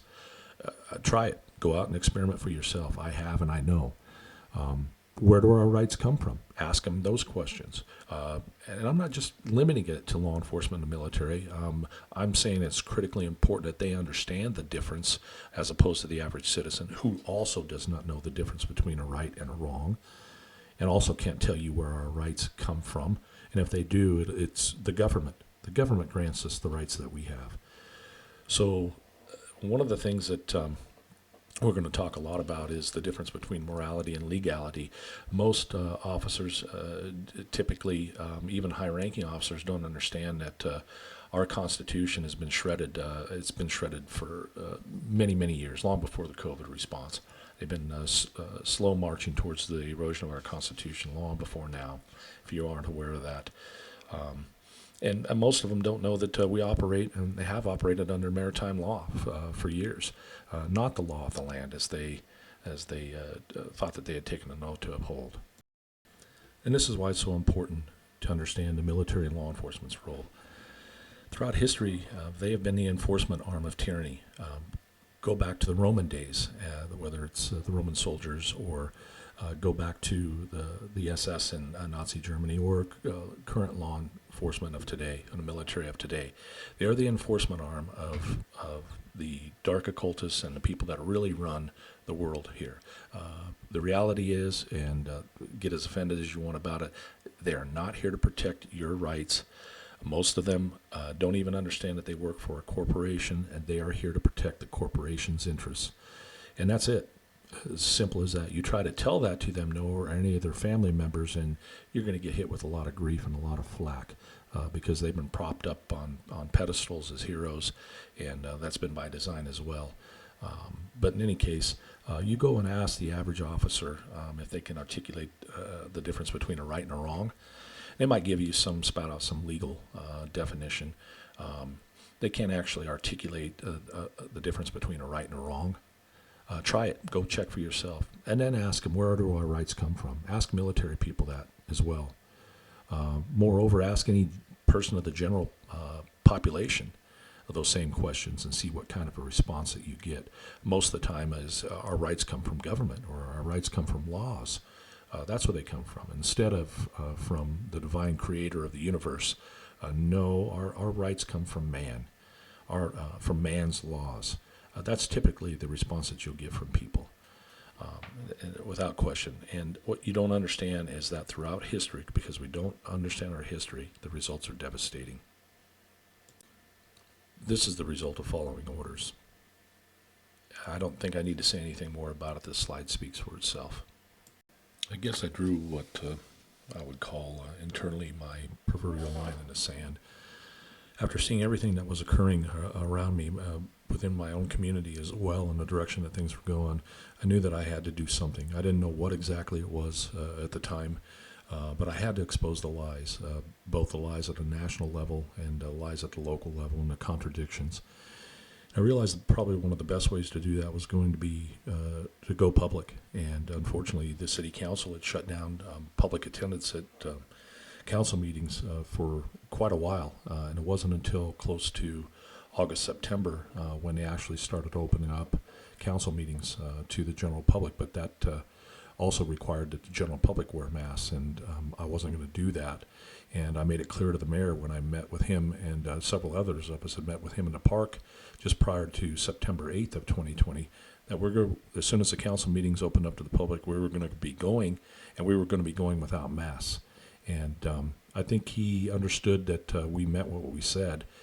And so I realized that if I could get in front of the city council, speak during the portion of the agenda where members of the public could speak, you generally have 3 minutes of most of these, I'd have to make the most use of that time to expose the contradictions, the lies, and the outright criminality of what was occurring. So that's what I sought out to do. And my first meeting in front of the city council to talk about lies was on September 8th of 2020. Befort?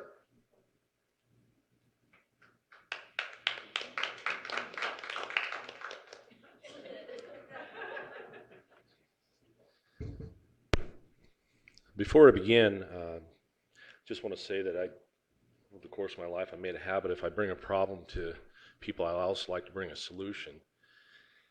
And I emailed all the council members this weekend and asked for an additional 30 seconds to be able to talk about that solution tonight, and I haven't heard back from anybody. So I'm asking if you're going to grant me an additional 30 seconds this evening to talk about a solution to a problem that I'm bringing to the city tonight. So.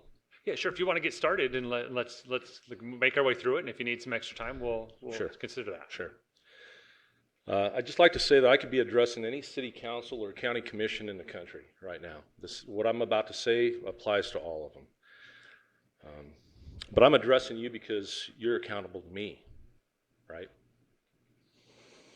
This isn't a political statement. I'm neither Republican or Democrat, and some of the things that I'm going to say might offend some people. That certainly is not my intention, but feel free to get as offended and indignant as you want.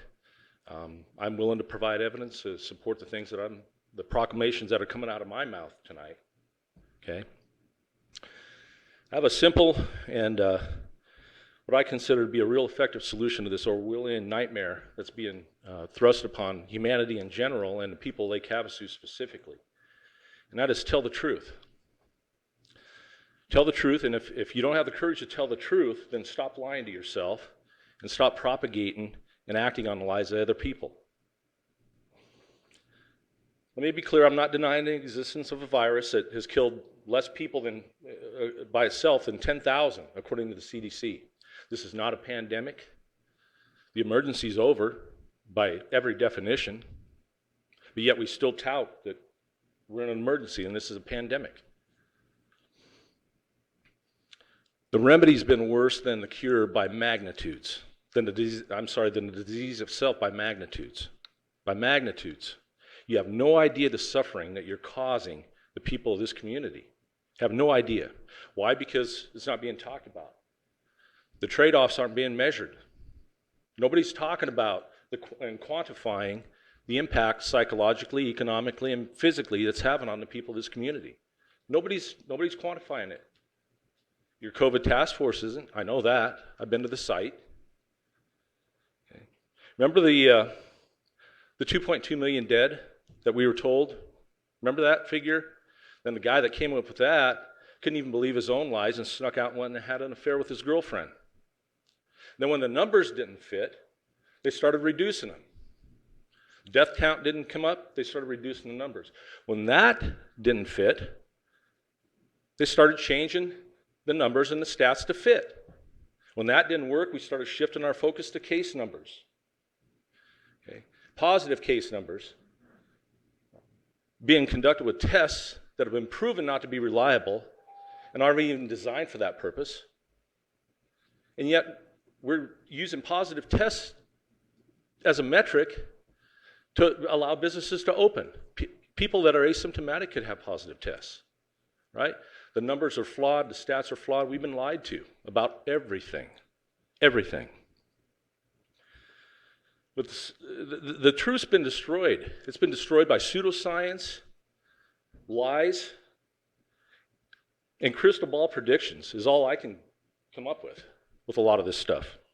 And it's been amplified by a media who's dead set on gaslighting everybody in this country into believing that the only way we're going to get back to a new normal is with a shot or some kind of a tracking system. That's the only way we're going to get back to normal? Really? That's why, remember 14 days to flatten the curve? That's why we're 6 months into this. Remember that? 14 days to flatten the curve. This isn't going to end. It just keeps getting extended. At the same time, the real medical professionals and scientists that are desperately trying to tell people are getting censored and ignored. They're getting censored and ignored. Thank God there are congressional leaders right now, senators, the governor of Florida. You saw what he said about it, right? It was a mistake, and it'll never happen again, right? We need to have the courage to do that, to say the same thing. As a former police officer, I got lied to every day, every day. 2 ways I could tell people were lying to me generally was inconsistencies in their statements and contradictions between what they said and what they actually did. By my experience, that makes Anthony Fauci, the architect of these lockdown measures, a serial liar. Serial liar. He's lied from everything from the severity of this disease to whether asymptomatic people could carry it, whether masks were effective or not, and I'll talk about that in a minute. So let's talk about some of his inconsistencies, specifically with masks. Remember, nobody in the United States should be wearing masks. Now, not here. There's no reason whatsoever to be wearing masks. They don't work. They're symbolic. Remember that? No reason to walk around with a mask. Might make people feel a little better, but it doesn't do anything. Okay? And often there are unintended consequences. Remember him saying that? Fast forward a little bit later, here's Anthony Fauci touting a mask. Everybody needs to be wearing a mask. Everybody needs to be wearing a mask. I wear a mask because it's symbolic. It's an example of what people should be doing. Another lie. Well, you want to see the contradiction between what Anthony Fauci, and I'll get to that here, the contradiction between what he actually believes and what he does. Here's a picture of it, right here. Okay, a lot of times, it's right here, people subconsciously lie. The things that they believe are true come out in their behaviors. And we learned that as police officers too. Right, David? Okay. But there was one crystal ball prediction that Anthony Fauci got right, and that was 3 days before Trump's inauguration speech, he predicted a surprise pandemic, didn't he? Go look. If you don't believe me, go look. Do it for yourself. Don't believe the media. Don't believe your Facebook friends. Go do the research yourself. You cannot afford to be intellectually lazy right now. Not with what's at stake. Okay. The mass. I told you about the mass. Then when he gets called into Congress about his contradictions and his lies on it, do you have any regrets lying to the public about mass? You know what his answer was? We did it because we were afraid that they were going to go out and buy them, and medical professionals wouldn't have them available. Well then, so you lied to go out and basically you told people that masks were effective, and yet you lied to them about wearing them? Which is the lie? It's all lies. He's been lying from day one about everything. You cannot believe him. So my question to you is, what justification do you have taking policy recommendations from a serial liar? Or corrupt organizations like the WHO and the CDC? Go do the research about the WHO and the CDC and the things that they've been involved in the past. Remember H1N1 in 2009? That scare? Remember the swine flu pandemic of 76 where everybody was going to have to get vaccinated? Look at history, folks. Go back and take a look. Okay? We could talk about policy recommendations from a governor who's just spent $3 million of your taxpayer money to support his Mask Up Arizona initiative, right? Okay. Then here we got the public face of Doug Ducey, who's out there touting masks. Okay. Okay. And then we have the contradiction between what Doug Ducey really believes about masks and social distancing and what he does. Right? Okay. What justification do you have continuing to adopt policies from these people? I'm curious. Now let me get to my recommendation. I'd emailed you, David, back in May, asking to meet with you guys to look at another alternative, another perspective, a different perspective from the one you've been fed in your echo chamber. I got no response. Nobody wanted to take me up on it. So my recommendation to this city council is that you form a citizens advisory committee consisting of professionals in this community. We have access to a university system here who can help us collect and analyze data and input from citizens throughout this community, businesses too, that have been affected by your decisions to continue this practice. The other thing that this committee could do is provide, either prove or disprove whether there's scientific evidence to support any of the measures, whether it's social distancing, you know, the 6 foot distance. Why is it not 10? Why is it not 5? Why 6? Yeah, we've given you double the time, Greg, so if you could just finish up with the solutions. I'll finish up. Okay, I'm sorry, thank you. I don't mean to take any more of your time. I appreciate the time No, you've it's given just, me. it's the way the meeting's conducted. I get it. Yeah. I understand. But that committee's other job would be to either bring you evidence to either refute or support these measures. Masks, 6 foot distance, social distancing, all of this stuff. Your metrics for opening and closing businesses. Okay. I cannot, it's absurd to use the metrics that your health department's using now as a decision basis for opening businesses and keeping them open. It's absurd. Okay. If you don't want to do it, that's okay. I don't need your permission to do this.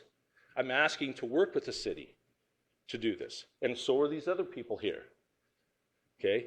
You need to see the other side.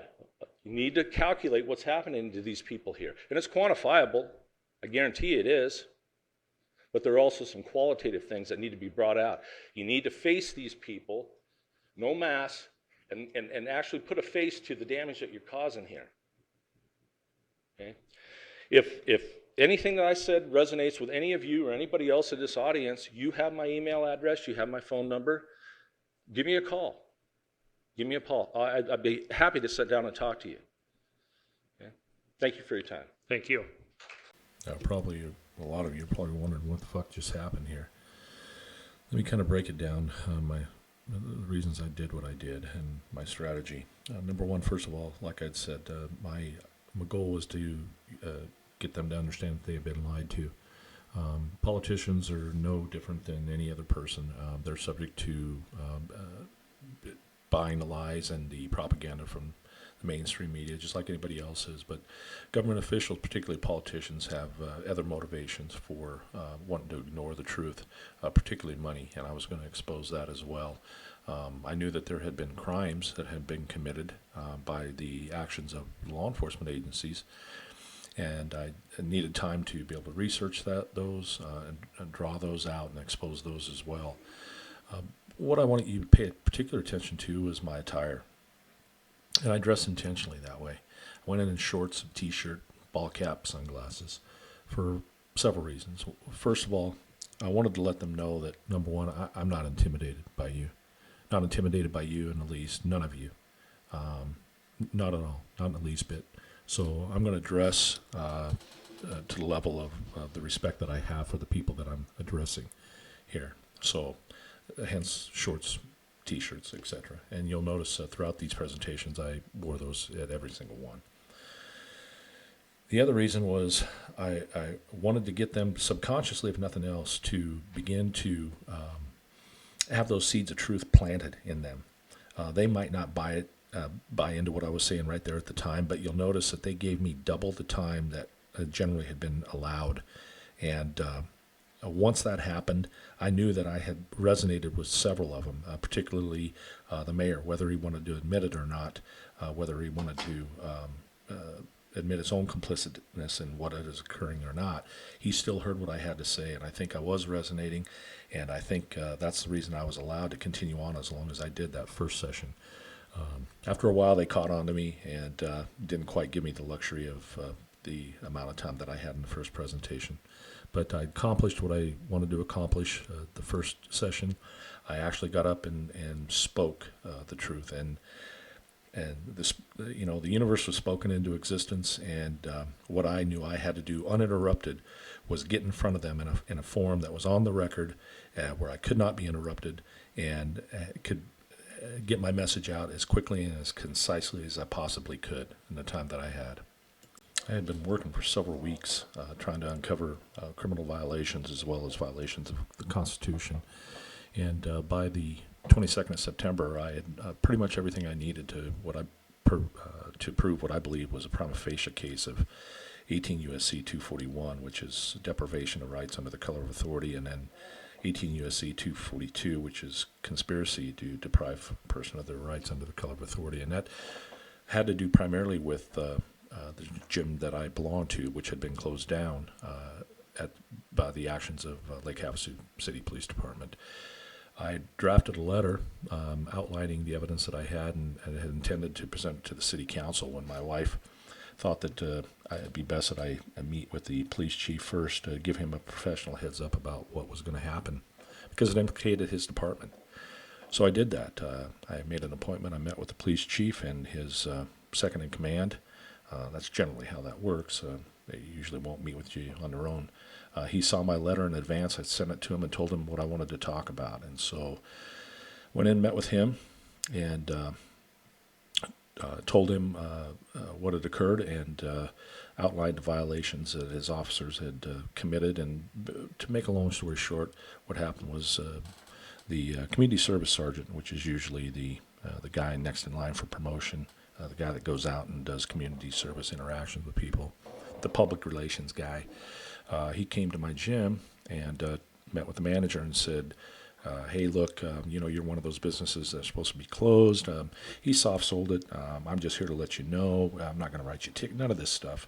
I'm just here to put you on notice. And the gym manager thought everything was okay. The officer left. About 5 o'clock in the evening, he calls her back and says, hey, the city manager wants to know when you're going to close. And she was confused. She thought that he was just coming to give her notice. There wasn't going to be any repercussions from it and whatnot. Now he's calling, saying that the city manager wants to know when the gym's going to close. She says, well, I thought we were good. And he said, well, I'm not saying I'm going to fine you, but the health department could, or somebody else could. What can I tell him? She said, well, what about Friday? Well, that's kind of pushing it. Well, what about Friday at noon? He says, okay, well, that'll be fine. So she tells me all this, and that's when I pulled the trigger on the letter and sent it to the police chief first. When I met with him, he didn't deny it. To his credit, he was honest with me, straight up. Once I cornered him, first he said, well, we were just there, to let him know about the governor's, mandates. I said, well, no, that's not the case, Chief. You were there. Your officer went there. The sergeant went there on behalf of the city manager's office. And it was a violation of 18 U.S.C. You know that. I know it. Let's not play games. Why did it occur? To his credit, he knew it was wrong. He knew that what they were doing was outside the scope of law enforcement work. He knew it. And he admitted that, look, I just got a couple of years left to retire, and that was it. He was straight up honest with me about it. And I told him I appreciated his honesty, and one of the reasons I didn't hammer the city council or the police department in the next presentation that you're about to see is I had gotten assurances from both him and his second in command at the time that they were done playing the COVID game. They had no interest in enforcing any of the regulations from that point on, and I believed him. And as long as I felt that was going to continue and that they were finished doing what they were doing, I wasn't going to push the issue with him. I wanted no animosity between myself and the law enforcement agencies because I wanted an opportunity to get my foot in the door there and train these guys. And I didn't want to damage relationships with him then at that point, primarily for that reason. I thought I might have an opportunity with my background and experience to come in and train his officers at some point. The next speaker is Greg Befort. Mr. Befort.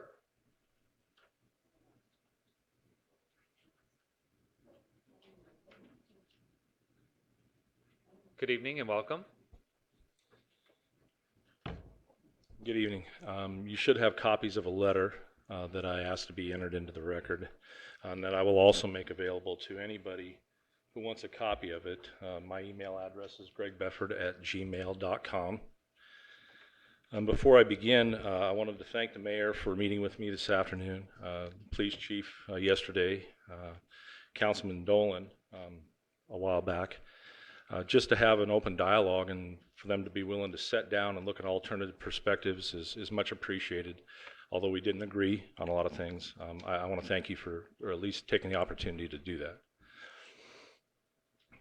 On the 18th of March of this year, Mayor Sheehy issued a proclamation declaring the existence of a local emergency. Arizona revised statutes give him the authority to do that when there are things like disasters, floods, civil disobedience, things of that nature. The proclamation specifically, as far as federal funding and state funding goes, is more or less a trigger event for those of you that aren't familiar with it. It's one of many that starts the flow of federal, state, and local funding. The governments of Kingman, Bullhead City, and Lake Havasu City all declared local emergencies within a day or two of a teleconference with the governor's office, and 1 week prior to the first COVID-19 case appearing in Mojave County, which is Lake Havasu. 1 week prior, an emergency declaration or a local emergency was declared. ARS 26301 defines a local emergency as the existence of conditions of disaster or of extreme peril to the safety of persons or property within territorial limits of the city, or county, in which conditions are likely to be beyond the control of the services, personnel, equipment, and facilities of such political subdivision as determined by the governing body. Mayor Sheehy's proclamation states as justification, it's proclaimed and ordered that in order to flatten the curve of the spread of COVID-19 virus, keep our hospitals from becoming overwhelmed and maximize available funding, and this is important to listen to this language, public places where 10 or more people are gathered are asked to distance. Restaurants, retail, food facilities are asked to take measures. All businesses are urged to implement social distancing. Members of the public are urged to social distance. These strains on the hospital, these conditions were not met at the time the proclamation was made, the local emergency proclamation was made, and to our knowledge, anybody's knowledge, have not been met to date. Okay. According to Mayor Sheehy, though, this has always been a voluntary measure. He stated so many times in his press release. So from the beginning, they understood that they had no legal standing with the proclamation. Couldn't enforce it, it wasn't law. They didn't want to incur any liability associated with depriving citizens of their constitutional rights, understandable. And a confrontation with officers could result in unjustified violence. Would you please permit me an opportunity to continue? Yeah, please, if you could just Thank you, I will. finish your thoughts. Yeah. So the question became how best accomplish this. When the mayor and the city manager realized that they weren't getting the metrics that they needed in order to meet the compliance standards for funding, they decided to crank up the legal verbiage in the next proclamation that came out July 1st, once the governor gave them the authority to take over the mask mandates. The July 1st proclamation says, on or about June 12th, a study was published to demonstrate the effectiveness of face coverings. Could I please have a copy of that study? It says, whereas per the authority mentioned previously, the mayor of Lake Havasu City has determined that there continues to be a risk to the safety of people and property. Notice the criteria has changed from conditions of disaster or extreme peril now to a risk. Those aren't the conditions that you wrote in the justification for the local emergency. It was always hospital strain, and you knew it because you wrote it in there as the justification for the proclamation. Those conditions never existed, and as far as we know, never have. Now listen to the change in the language. Effective July 3rd, all individuals within the jurisdiction of Lake Havasu are required. Businesses that interact with the public must require employees to wear face coverings. Face coverings are required when physical distance is maintained. Private businesses shall enforce the present proclamation by asking any person failing to comply with the emergency proclamation to leave their premises. You know what the terms required and must means in legal context. I know you do, David. Those are legal mandates, and yet there was no law. Okay. Then when that didn't work, when they still weren't getting compliance from businesses, bars, gyms, things of that nature, officers were sent out to these businesses under the color of authority, and their intentions were good, and I'm certainly not pointing the finger at the police department here. They took direction from the city manager's office, went under the auspices of letting them know about the governor's proclamation and that they're supposed to be one of those businesses that shuts down. Well, if you're a business owner and a police officer comes to your business and they remind you of the governor's proclamation, there's an inference there, or at least a fear that, well, this is a police officer. If he's a law enforcement officer, I must be violating some law. If he comes back now, what's going to happen next? Can I be arrested? They don't know, but so that's certainly the perception they're left with. And that's what under the color of authority means by law. After removing the goalposts many, many times here, first it was deaths and now it's positive case numbers, which you know is an absurd and abstract metric that we'll never get out of because they continue to require testing for everything now. You want to go have an optional procedure done, you have to have COVID tests first. You want to leave work or return to work, COVID tests. Now you want to go visit elderly people in a nursing home, COVID test first. Within 14 days of going to visit them, now they're limiting you to 15 minutes. I know that's not within your purview, but you have to remember, hospital strain was the metric to begin with. The impact on the hospital here. That was always the metric. No other metric should count. That was the one that you used in the proclamation for your justification for issuing the local emergency. That's the metric that we should have been looking at, but we didn't because there's incentives for people to not look at that metric. And at the same time, we were claiming that we had a surge on hospitals, or their resources were impacted. Nurses are being furloughed. We're accepting patients from out of the region. All kinds of issues. Yeah, Mr. If you could wrap up your I thoughts. will. Thank you. Thank you. I'm asking that the local proclamation, not the mask mandate proclamation, That's secondary. I'm asking that the local emergency proclamation that you declared on March 1st, where you justified it by the impact on hospital resources, be rescinded. We're past that point. We're way past that. The only other thing I'd like to say is that I have evidence and testimony available to support the allegations that I'm making here. Thank you. Thank you. So what had just happened there? Well, several things. First of all, I laid out a case for violation of federal crimes, violations of 18 U.S.C. 241, 242. But also went on the record publicly and submitted that letter to the record because there were also state constitutional violations as well as criminal charges that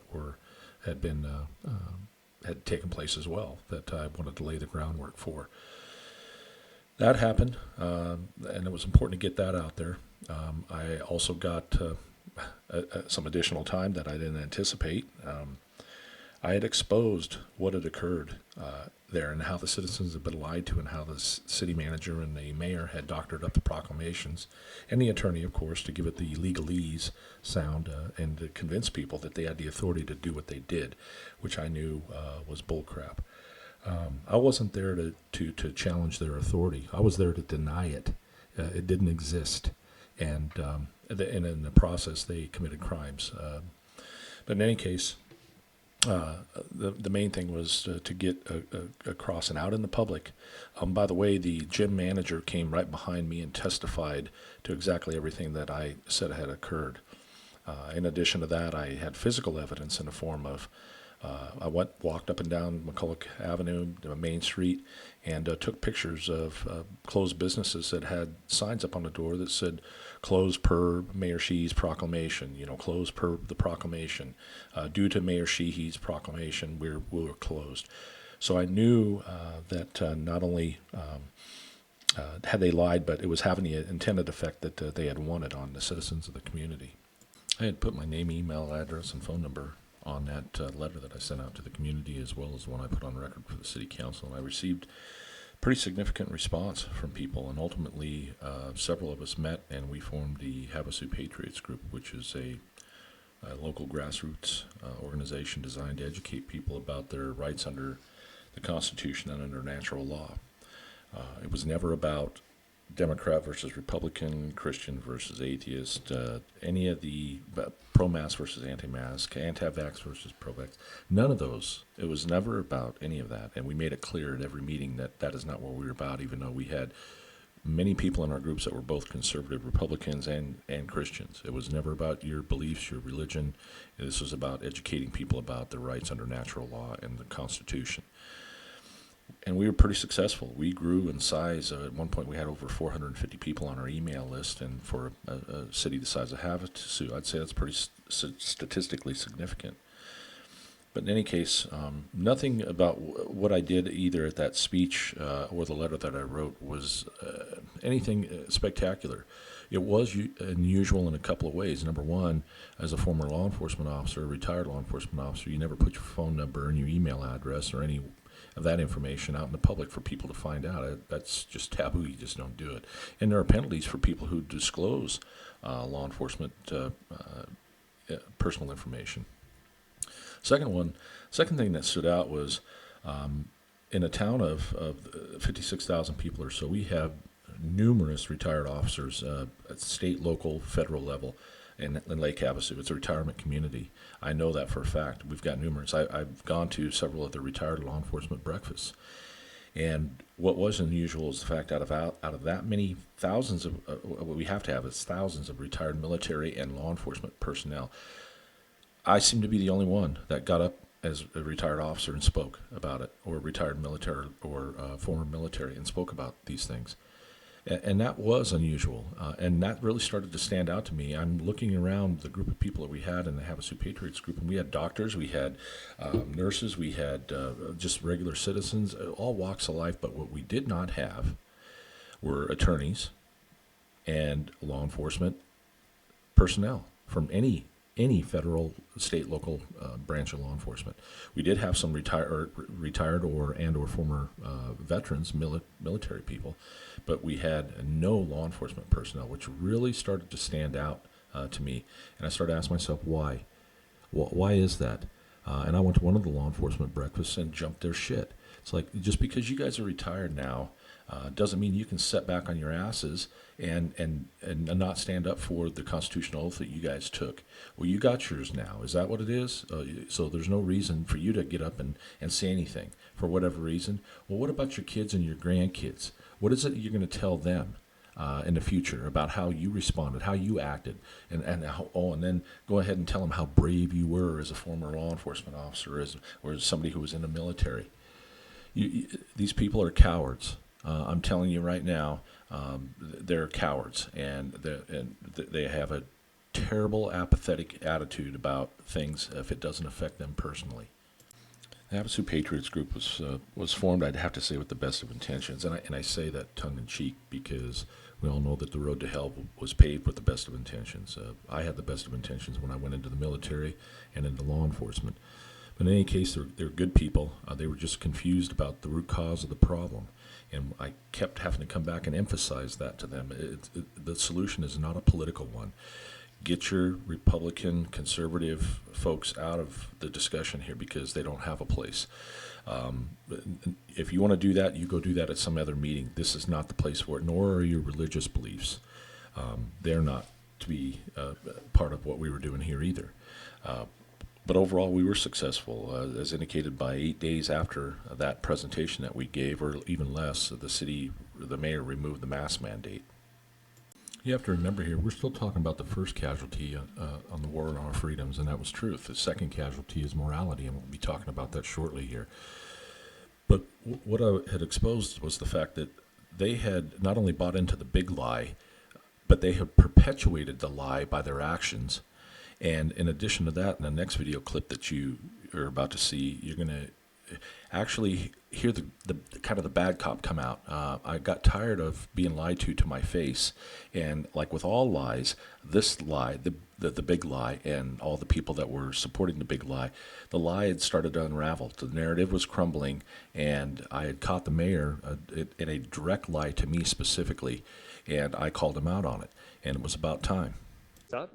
You do not have to sign up for the call to the public, but we have had several that have. So we'll go in order that they were signed up, and then we'll open up to anyone else that would like to address the council. So the first speaker would be Mr. Befort.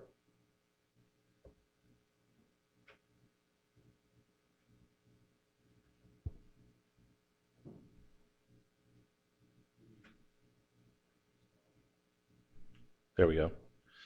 Good evening. My name is Greg Befort, for the record, and I'm a Lake Havasu City resident. I'm sure you're probably familiar with me at this point. I'd like to direct the viewing audience's attention to the Coffee with the Mayor session on 10/2 of this year, where I addressed the mayor and asked him specifically about a teleconference with the governor's office or any meeting prior to declaring his local emergency proclamation on the 18th of March. There you'll see Mayor Sheehy dance, dodge, and lie to my face about this meeting, this teleconference. Come to find out, all you have to do is go to the city's website, look at March 17th, 2020, where it says, Mayor Sheehy begins attending daily teleconference briefings with members of Governor Ducey's staff to coordinate local relief efforts for the state. You lied to my face, and I know why, but we won't get into that now. You've had every opportunity to rescind this local emergency proclamation, and you should have, based on the benchmarks or the strain on hospitals, which was the original justification that you wrote in your proclamation in March. And you know it. But you've avoided that, and you've looked at these senseless positive cases for a reason, to delay, so you could get your funds. Well, you got your funds in July. In any case, you'll also see in that Coffee with the Mayor where I ask him specifically, you specifically about using those benchmarks, and you avoided the question. You want to see a politician duck, deny, deflect? Go watch that presentation. Simply refuse to avoid the question about hospital metrics because that is the only metric. That's the one that you used as your justification to declare the local emergency proclamation, and you know it. That no longer exists, and we don't know that it ever did. So the only other reason to continue delaying this at this point is for the other $400 million that's still sitting on the governor's desk until the end of December. Otherwise, there is no reason to have it. And then you lied to the citizens. You changed your proclamations to give it a legal dressing to confuse businesses. And I know that because I walked up and down McCulloch, and there I saw signs that I took pictures of, per Mayor Shee's proclamation, per Mayor Shee's proclamation, we have to wear masks.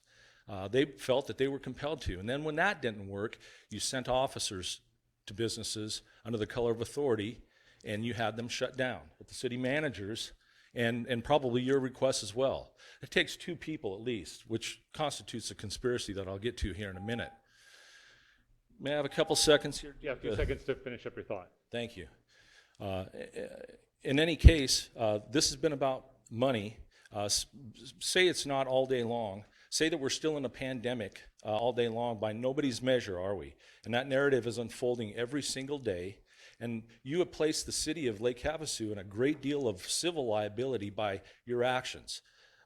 You have also placed yourself and the city manager in a great deal of criminal liability, of which there is no qualified immunity for. I don't know if your attorney told you that or not, but you have no qualified immunity for felonies. And that's what you've done. Now, you can continue down this road if you choose to, but my suggestion to you is admit you made a mistake. Everybody understands early on the importance of what you did. We got it. Nobody knew what was happening. We get it. But then that time passed. The exigency is past. The hospitals are not under strain. The citizens of Lake Havasu City are suffering economically, physically, and psychologically as a result of your actions. So please wrap up your thought, Mr. Befort. I will. Okay. I will. The justification to say that even if we withdraw this, the county and the state could still come in here and enforce COVID mitigation measures is a lie. If you withdraw this local emergency proclamation, they have no authority or justification for coming into Lake Havasu and enforcing COVID mitigation measures when there is no local emergency here. The school district doesn't have the right to declare their own local emergency when Lake Havasu City has none. They're within your jurisdiction, right? Yeah, thank you for your thoughts. Your 3 minutes has expired. All right, thank you. Thank you. All right, the next speaker is Mr. Mitchell. Although the cameras seldom, if ever, showed the reactions on the city council or the mayor's face as I was speaking to him, I saw the reaction. And I was landing punches. There's no question about it. I was having an impact on them. But it wasn't just the city council and the mayor specifically and the lies that they were telling. We'd exposed the big lie. We'd exposed their complicitness in it. We'd exposed criminal activities at that point. So I was speaking to all of them. It wasn't just law enforcement and ex-military people that we were speaking to when we were talking about the truth being destroyed. Because it wasn't just them. It was also all the citizens, the doctors, the judges, everybody who was accepting the lie and embracing the lie and perpetuating the lie and refusing to stand up for the truth. And if you don't take any action at all, you're just as complicit when you know it's the truth. And whatever your fear is, whatever your rationale is for not wanting to stand up, every citizen in that community that failed to get off their ass and come up and speak out because of fear of being ostracized, fear of losing their job, but whatever their personal fears were, they lied to themselves. They lied to themselves about what was occurring when it was right in front of their faces, and they continued to perpetuate the lie and make justifications for and rationale for why they didn't get up and act the way they did. Their kids were being masked in school, being forced to go to schools and mask, and these parents stood by, and I'll tell you right to your face, you're a bad parent. You're a bad parent that you allowed that to occur, that you allowed your kids to go through that, because you have no idea, for those of you that still buy into the lie, the damage that you're doing to your children, because you're ignorant. You're ignorant. And you lie to yourselves. And when we talk about solutions, we're going to talk about that as being one of the very first ones. Stop lying, especially to yourself. but stop perpetuating the lies of others as well. And that's what I said from the very beginning when I got in front of the city council. Stop the lies. Well, now we're going to talk about the second casualty. It's important at this point we get into the definition of right versus wrong. And remember earlier I'd said that most people, including law enforcement and military, cannot give you a working definition of a right versus a wrong. They can't do it. If you ask most law enforcement people or people in general, whether they can give you a working definition of what a right is or what a wrong is or where our rights come from even, well, we're going to get into that now. It's very simple, but yet they want to convolute things. They want to obfuscate the truth, which is simple in nature. This is nothing more than a golden rule. If you're a Christian, it's nothing more than karmic law. If you're from the Eastern traditions, it's very simple. A right is an action which does not initiate harm. And I'm going to extend it to another sentient human being. This law does not apply to animals and people in the animal kingdom. Let's not get natural law confused with Darwin's theory of evolution or any other bullshit that people have a tendency to mistake natural law with. This first principle here, the law of freedom, basically says that freedom is the ability to do rights without the imposition of wrongs. And a wrong is an action which does initiate harm. And again, I want to emphasize initiate. You know, I remember when I was a kid, one of the things that my mom told me was that you don't start a fight. You don't initiate the fight. But you are also not a punching bag. And I think it's appropriate now to talk a little bit about the two pillars here that you see in the image there. The one on the right we consider the sacred feminine pillar, or the principle of non-aggression. Do no harm. The one on the left we consider the sacred masculine principle. That one is take no shit. It's the principle of self-defense. And again, going back to the lessons I learned from my mom, she told me, you don't initiate harm, but you are nobody's punching bag either. And I carried that over with me whether it was through my law enforcement career. It didn't matter the fact that I wore a uniform. I never abandoned, nor was ever expected to give up my right of self-defense in that profession. Not at all. And unfortunately, and fortunately, I was never put in a position where I had to take another human life. But this law of freedom, it also relates to the law of one, which is in Eastern traditions, if one suffers, all suffer. If one is enslaved, all are enslaved. And this can be expressed in a mathematical formula. Freedom is directly proportional to morality, or the ratio of rights to wrongs. It can be expressed in a mathematical formula. We have a couple of working definitions of morality. Principles concerning the distinction between right and wrong, or good and bad behavior. A particular system of values and principles of conduct, especially when held by a specified person or society. I simplified the definition of morality as the objective understanding of right versus wrong behavior. And it's very simple. We know this stuff intuitively. It's the golden rule. It's the karmic law. It's the law of cause and effect. Do unto others as you would have others do unto you. It's very simple. Don't initiate harm to another human being under any circumstances. And primarily, that harm comes in the form of theft. And we'll talk about that a little bit later, how every wrong generally can be boiled down to theft of some kind. But what I want to emphasize here in this working definition is the objective aspect of morality. Morality, there is objective morality. There is an objective understanding of right and wrong behavior. And I just outlined it here, which takes away the subjective aspect of it. And that's the problem where we are here, folks. Moral relativism is killing humanity. It's killing it. Everybody thinks that it's their morality that matters. My right and my wrong. What's right and wrong for me.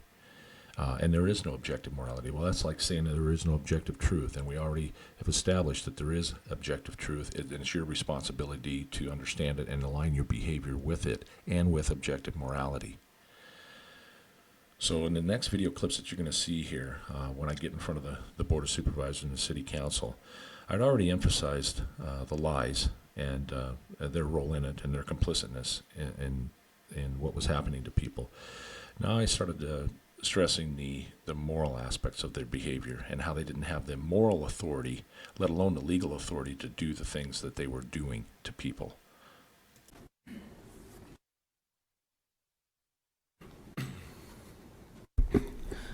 Good morning, Supervisors. For the record, my name is Greg Befort. I'm from Lake Havasu City. I've written to many of you in the past, and I've spoken to several of you on the phone regarding the COVID-19 mitigation measures. I'd just like to begin by saying that what we have here is really a crisis of consciousness. People have lost the ability to distinguish truth from lies, and that's unfortunate. My dilemma, my problem is, as a citizen here, is to try to get you, both as supervisors, and to get other citizens of this community to understand that what is happening here has been, to you individually and collectively, has been by design. This has been socially engineered perception crisis. And what has happened as a result of that is there's now been a shift in worldview that consists of fear, mistrust, which you've heard other people here talk to you about regarding your actions, isolation, division. We know that has occurred, and there's worldview violence that's been perpetuated by governments all across the country as a result of sticking to that narrative. You have an opportunity here today to show true leadership to this community. True leadership. True leadership doesn't occur through coercion. You don't coerce people, you don't threaten people to follow you based on a coercive means. And that's what government does. In their hierarchical and compartmentalized power structure, that's what government does. That's all government can do, is coerce. Leaders inspire people to follow them, not based on what they will do to them, but what they can do with them. And what we're asking you to do today is support Proclamation 1776, which will support our constitutional rights. And you will take a position that is opposite of the one that you've taken in the past. And that is, we will support the rights and the Constitution of the citizens of this county and of this country. That is your job. That is your duty. You are not responsible for my health. You are not responsible. I have autonomy over my health, my body, and when you intrude on that, you have violated my rights. My right to assemble, my right to free speech, my right to decide whether or not I'm going to put a mask on or not.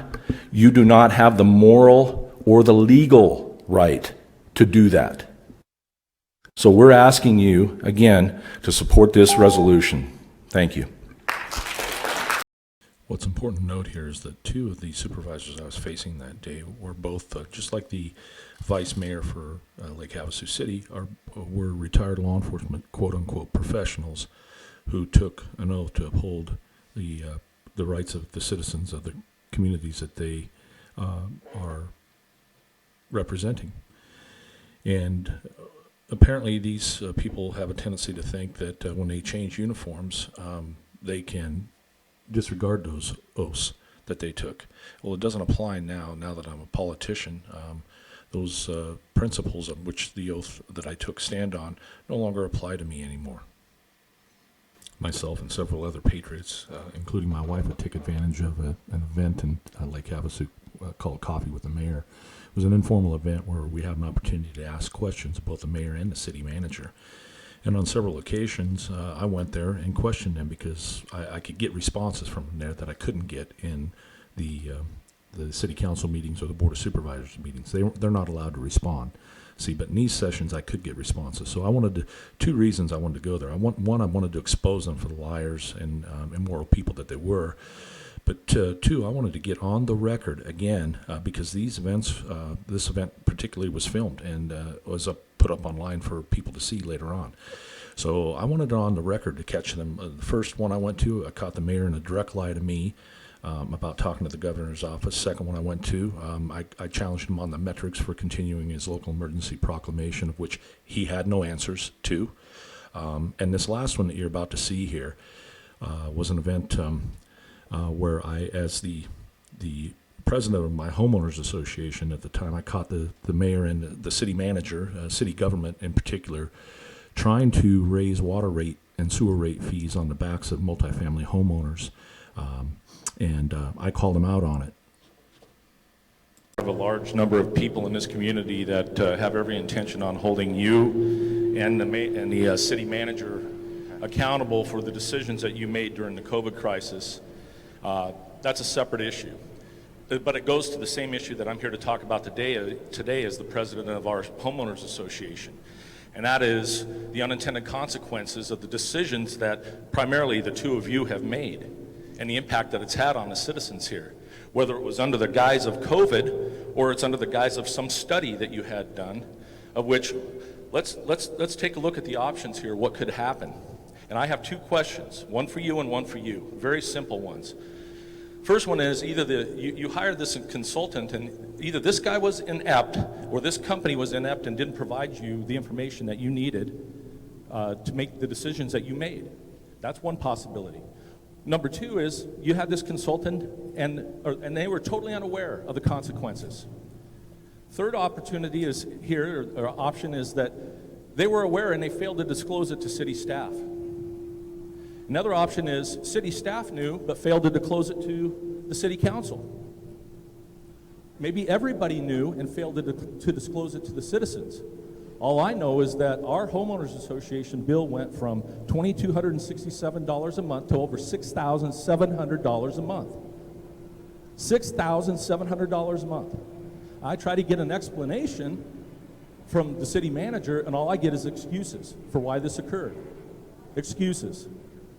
And the reason that we're here is, and the reason I'm here is that we have lost trust and confidence in your ability to be honest with us up front. So my question to you, Mayor, first you, is did you know prior to making the decision to vote on this increase that it would have the disparate impact on homeowners associations and multifamily complexes? It's a simple yes or no. Either you knew that it was going to have this impact or you did not know. Which is it? We did not know that it was going to have this significant of an impact, and that's why we're looking at it again. Okay, all right. Same question for you, Jess. Did you know or did you not know, simple yes or no, that this was going to be the impact on multifamily homeowners and condos and apartment buildings? Did you know? To the degree that It's a yes or no, Jess. Greg, I'm going to respond. Okay, I'm not going to be cornered in terms of a yes or no. So let me respond with a little bit of detail and a little bit of thought. Wait a minute. No, I get to frame the question here. You don't get to stand up and pontificate. I framed the question, and I expect an answer. Yeah, Greg. You work for us, right? It's a very simple yes or no question. Jess, did you know or did you not know that this was going to have the disparate impact on these homeowners when you presented this to the city? Yes or no? Can I respond? What I am aware of is that we were talking about the increasing the base rates for all units within the condo associations that would meet up with what the single family homeowners were paying. What I didn't know is that the stark increase per HOA bill that would occur. As the mayor indicated earlier, we see that, we look at that, and now we need to pivot, and we need to take a look at what those impacts are. You indicated we had a conversation 2 weeks ago. You indicated that you had a bill of $6,600. We also let you know that there was an error on the city side. That's not disclosed with any of this stuff too. There's been an error. There's a credit going to that bill of $1,400, I believe, is what we talked about. And that's okay with you? That's Okay. supposed to be Just want to make acceptable sure that to we're me? putting the right numbers out. Yeah, well, let's put the right numbers out. Okay. Our bill increased over 3 times as much. One of the objectives of that report was fair and equitable distribution of the costs to keep this infrastructure up and in place. You tell me how a 400 square foot studio apartment or condo unit where they're gone 60% of the year should be paying as much as a single family homeowner with 4 people in a swimming pool. How is that fair and equitable? The minute I hear fair and equitable in a report, a study, it raises red flags to me. That's almost like inclusiveness or sustainability. It's a buzz term, and it raised red flags for me initially. And I'm here to tell you right now, we're getting all the association homeowners together, and our position is that this is a bill that is in dispute. We're not paying it. We're simply not paying it. It's in dispute, and I encourage everybody else to not pay it until this gets resolved. You couldn't even suspend this thing at the request of Councilmember Campbell. Couldn't even suspend it until you got your heads around it. You have no desire to concern yourselves with the impact that your decisions have on the citizens of this community. And we're going to hold the both of you, our group specifically, intend to hold both of you accountable. Accountability is where we're at here, and there doesn't seem to be any in government. We have lost trust and confidence, tired of you with your hand around the throat of our freedoms with one hand while you're reaching into our back pockets to take money with the other. Done. It's over. Thank you for your comments, Greg. Thank you, On the Greg. 26th, we'll be addressing it. After this event, my wife had been monitoring social media posts, and like many of the other events that the Patriots and myself specifically went and spoke at, I got accused of being a bully, that I don't have the right to talk to the mayor that way. Everything from this guy's dangerous to, he just doesn't have the right to speak the way he does. It's just not, it's crude. Well, I'm going to say right now that I have never claimed to be a nice person. I'm a good person in the sense that I don't cause harm to other people anymore. I don't cause harm to other people. I understand natural law and the implications for disobeying it, so I don't do that. Am I pleasant with people? No, I never claimed to be nice. Sometimes the truth is belligerent, like I said before, and it is ugly. And I want to make a distinction here between righteous anger and anger that is unjustified. In the image to your left here, you see if Jesus did this today, some Christian would tell him that's not what Jesus would do. And it's referring to him going to the temple and whipping the coin changers, the money changers.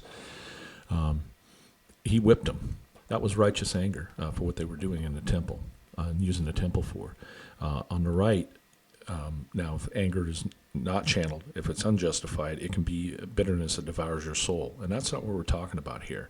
Just because I'm not on a TV monitor or dressed in a suit, speaking niceties or smiling, doesn't mean that what I'm saying is any less truthful. And that's something that you need to make a distinction for. Is what I'm saying truthful or not? It's not how I'm saying it that's important. And I have every bit of right to be as angry as a result of what these people were doing to our sovereignty and to the city in general.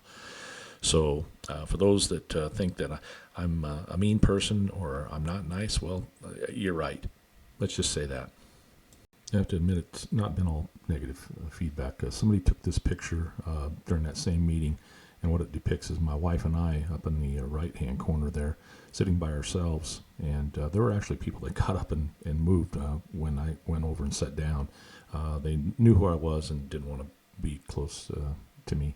And on the left, you have the status, the fans of the mayor and the city manager over there. And I also had a lot of people come up to me afterwards and say, "Man, I wish I had the balls to do what you did." And all I could do is look down between their legs and think, "What do you got hanging there?"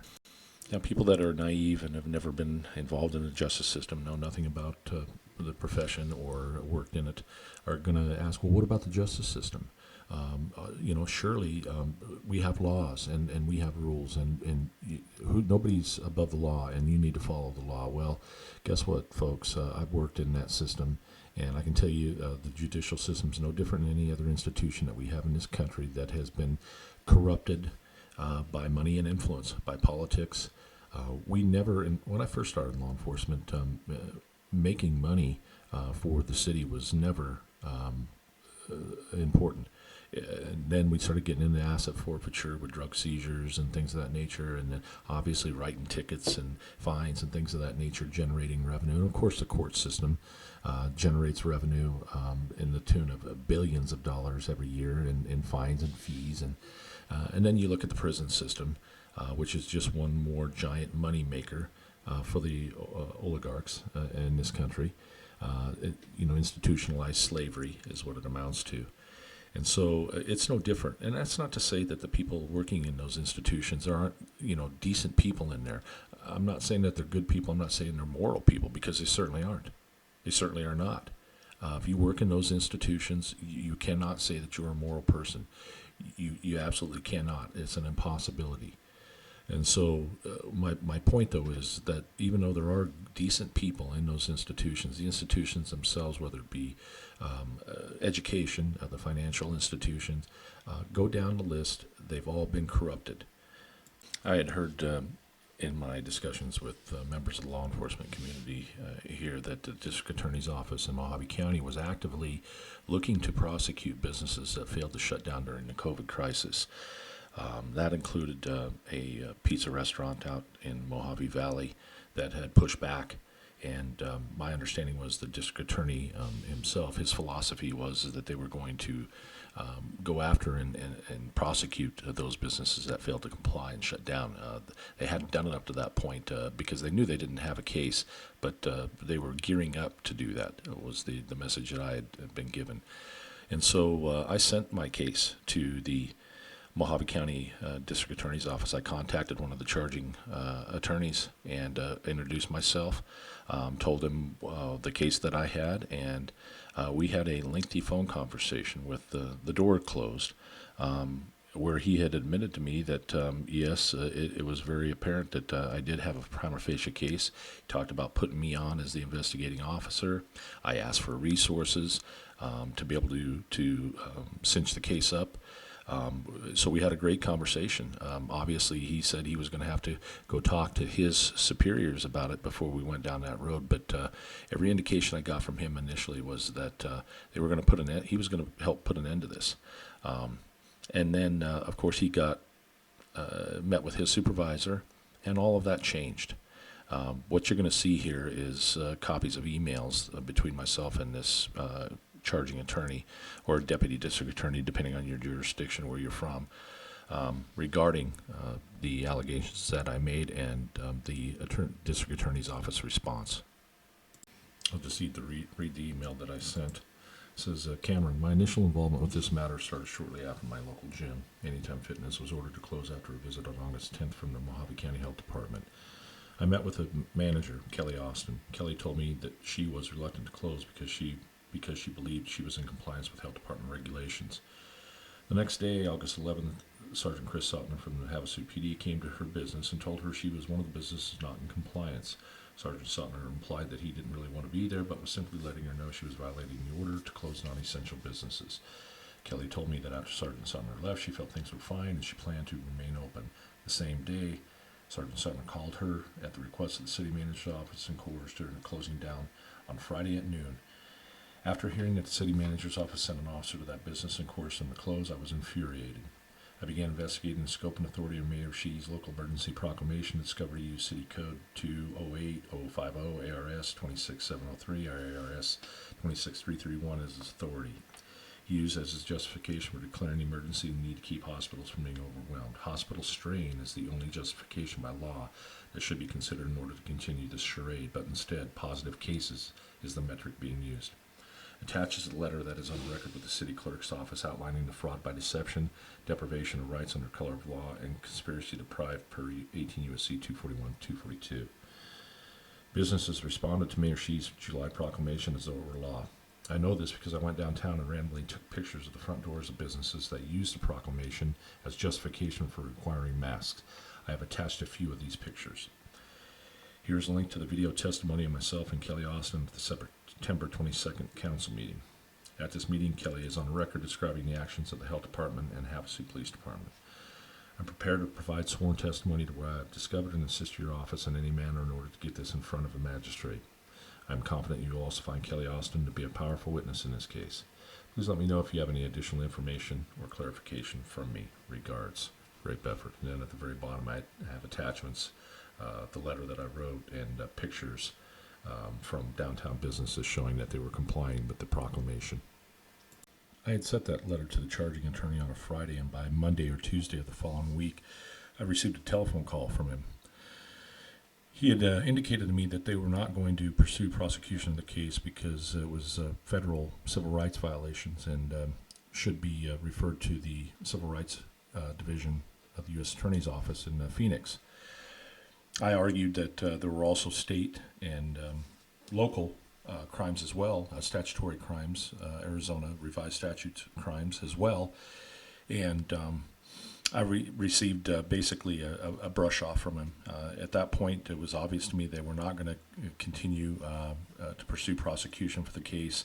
Obviously, the county had they had their own liability to concern themselves with, since it was the health department that was going out and enforcing all of these measures, or attempting to enforce these COVID mitigation measures.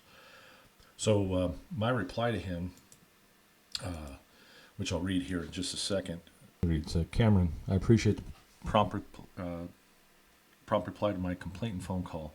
While I'm disappointed the DA's office has taken the position that the matter I brought to your attention is outside your jurisdiction, I respect the decision. As long as your determination was based on jurisdiction and not legal merit, I would greatly appreciate a written response to that effect. My intent is to attach a response to my case and forward to the U.S. Attorney's Office in Phoenix, Civil and Criminal Division. Your response will simply show I've made an effort to exhaust this complaint through your jurisdiction before proceeding. Any help is appreciated. Regards, Greg Befort. His response was a written response will not be issued at this time. I knew that they wouldn't be putting anything in writing. There was no question in my mind about that, but I went through it anyway. I replied back, Cameron, I've sent you documents and pointed you to testimony which supported the prima facie felony charge against Lake Havasu City officials. Additionally, constitutional civil violations are indicated. As a citizen and former law enforcement officer, I deserve and expect a formal response to my complaint. If there is no intent to provide me with this request, I will seek a meeting with the county attorney. County Attorney Smith can explain the office's motivation to dismiss this matter for jurisdictional reasons as you indicated in your phone conversation. Perhaps there is no legal merit. Fair enough. If that's the case, your office should be able to authorize or be able to articulate justification for dismissing my complaint in a simple reply, which is all I'm asking. My intent is to demonstrate efforts to resolve it within your jurisdiction before proceeding to the U.S. Attorney's Office. Unfortunately, I suspect this violation of the law is being tossed aside because of a lack of political will. If so, I want to make sure I'm clear on that as well before I proclaim the lack of formal response from your office. Please work with me. Regards, Greg.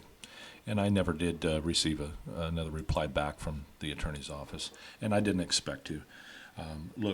This whole time, everybody from the city managers and the city council's position, they were blaming the health department. It's not our fault, it's the health department. We're only responding to their requests. Then the health department and the county would say, it's not us, we're just responding to the governor's edicts and the mandates. Everybody's an order follower. Everybody's just following orders. And that's one of the things that I wanted to draw out of this particular issue here, in addition to the fact that our corrupt judicial system is not working for our best interests. It's time to insert the working definition of natural law, and I'm going to borrow this slide from Mark Passio. He does a great job of breaking down these concepts, and I owe a great deal to him in furtherance of my knowledge and understanding of natural law, as do many people.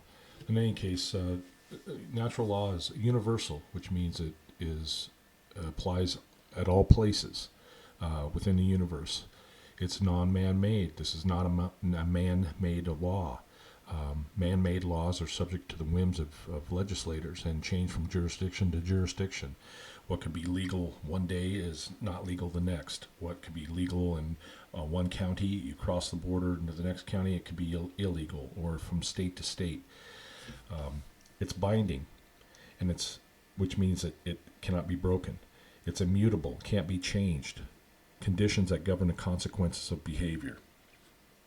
Natural law is a body of universal spiritual laws which act as the governing dynamics of consciousness.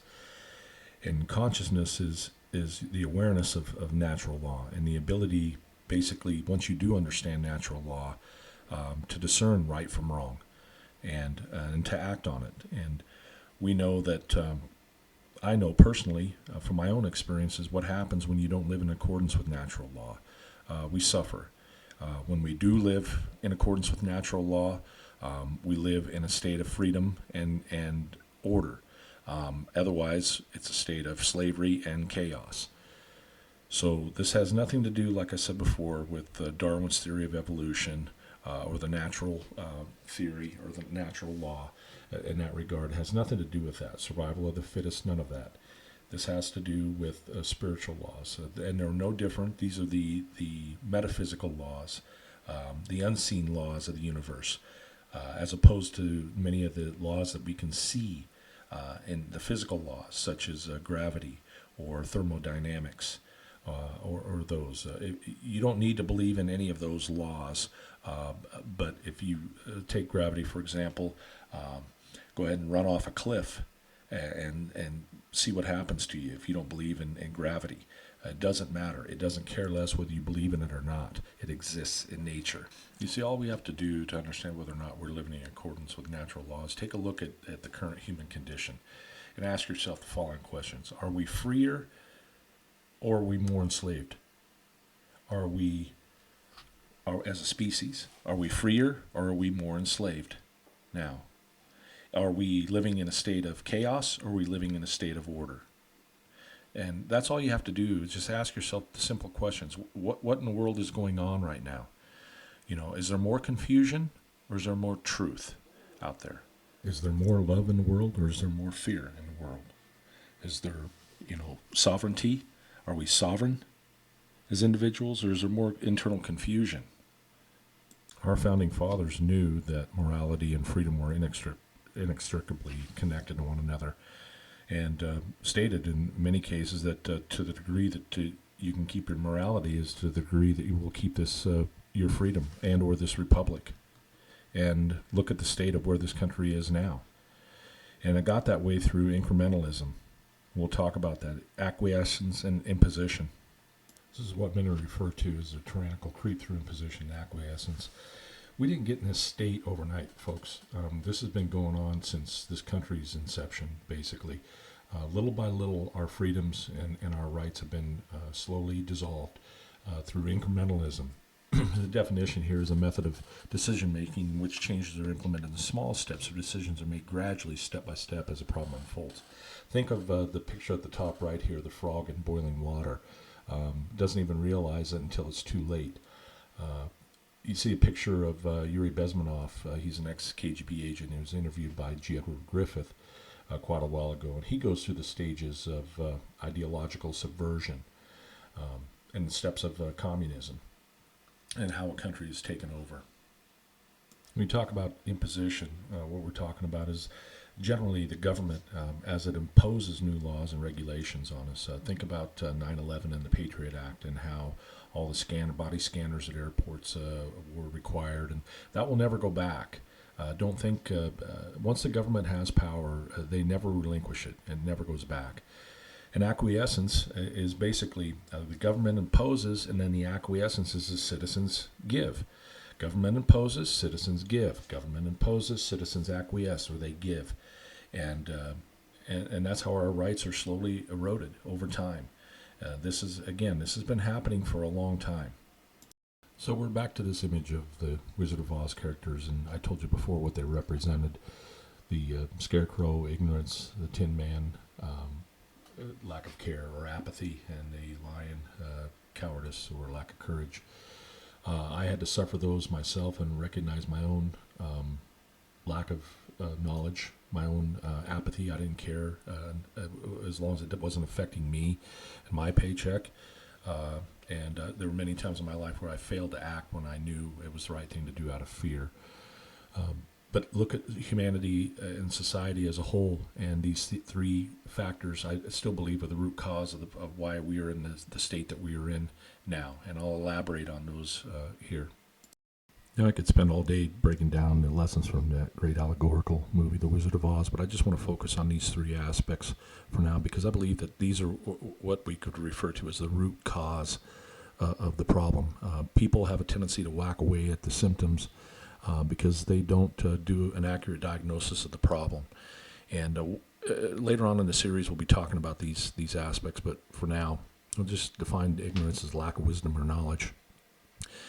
And it's also been used in a sense of active ignoring. And that's what I saw throughout the COVID crisis, whether it was the city council, whether it was individuals, all levels of government, doctors, scientists.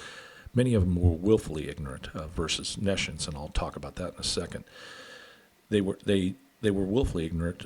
They ignored the truth, put their consciousness up on a shelf, in many cases because of monetary incentives, whether it be hospitals, doctors, individuals, governments.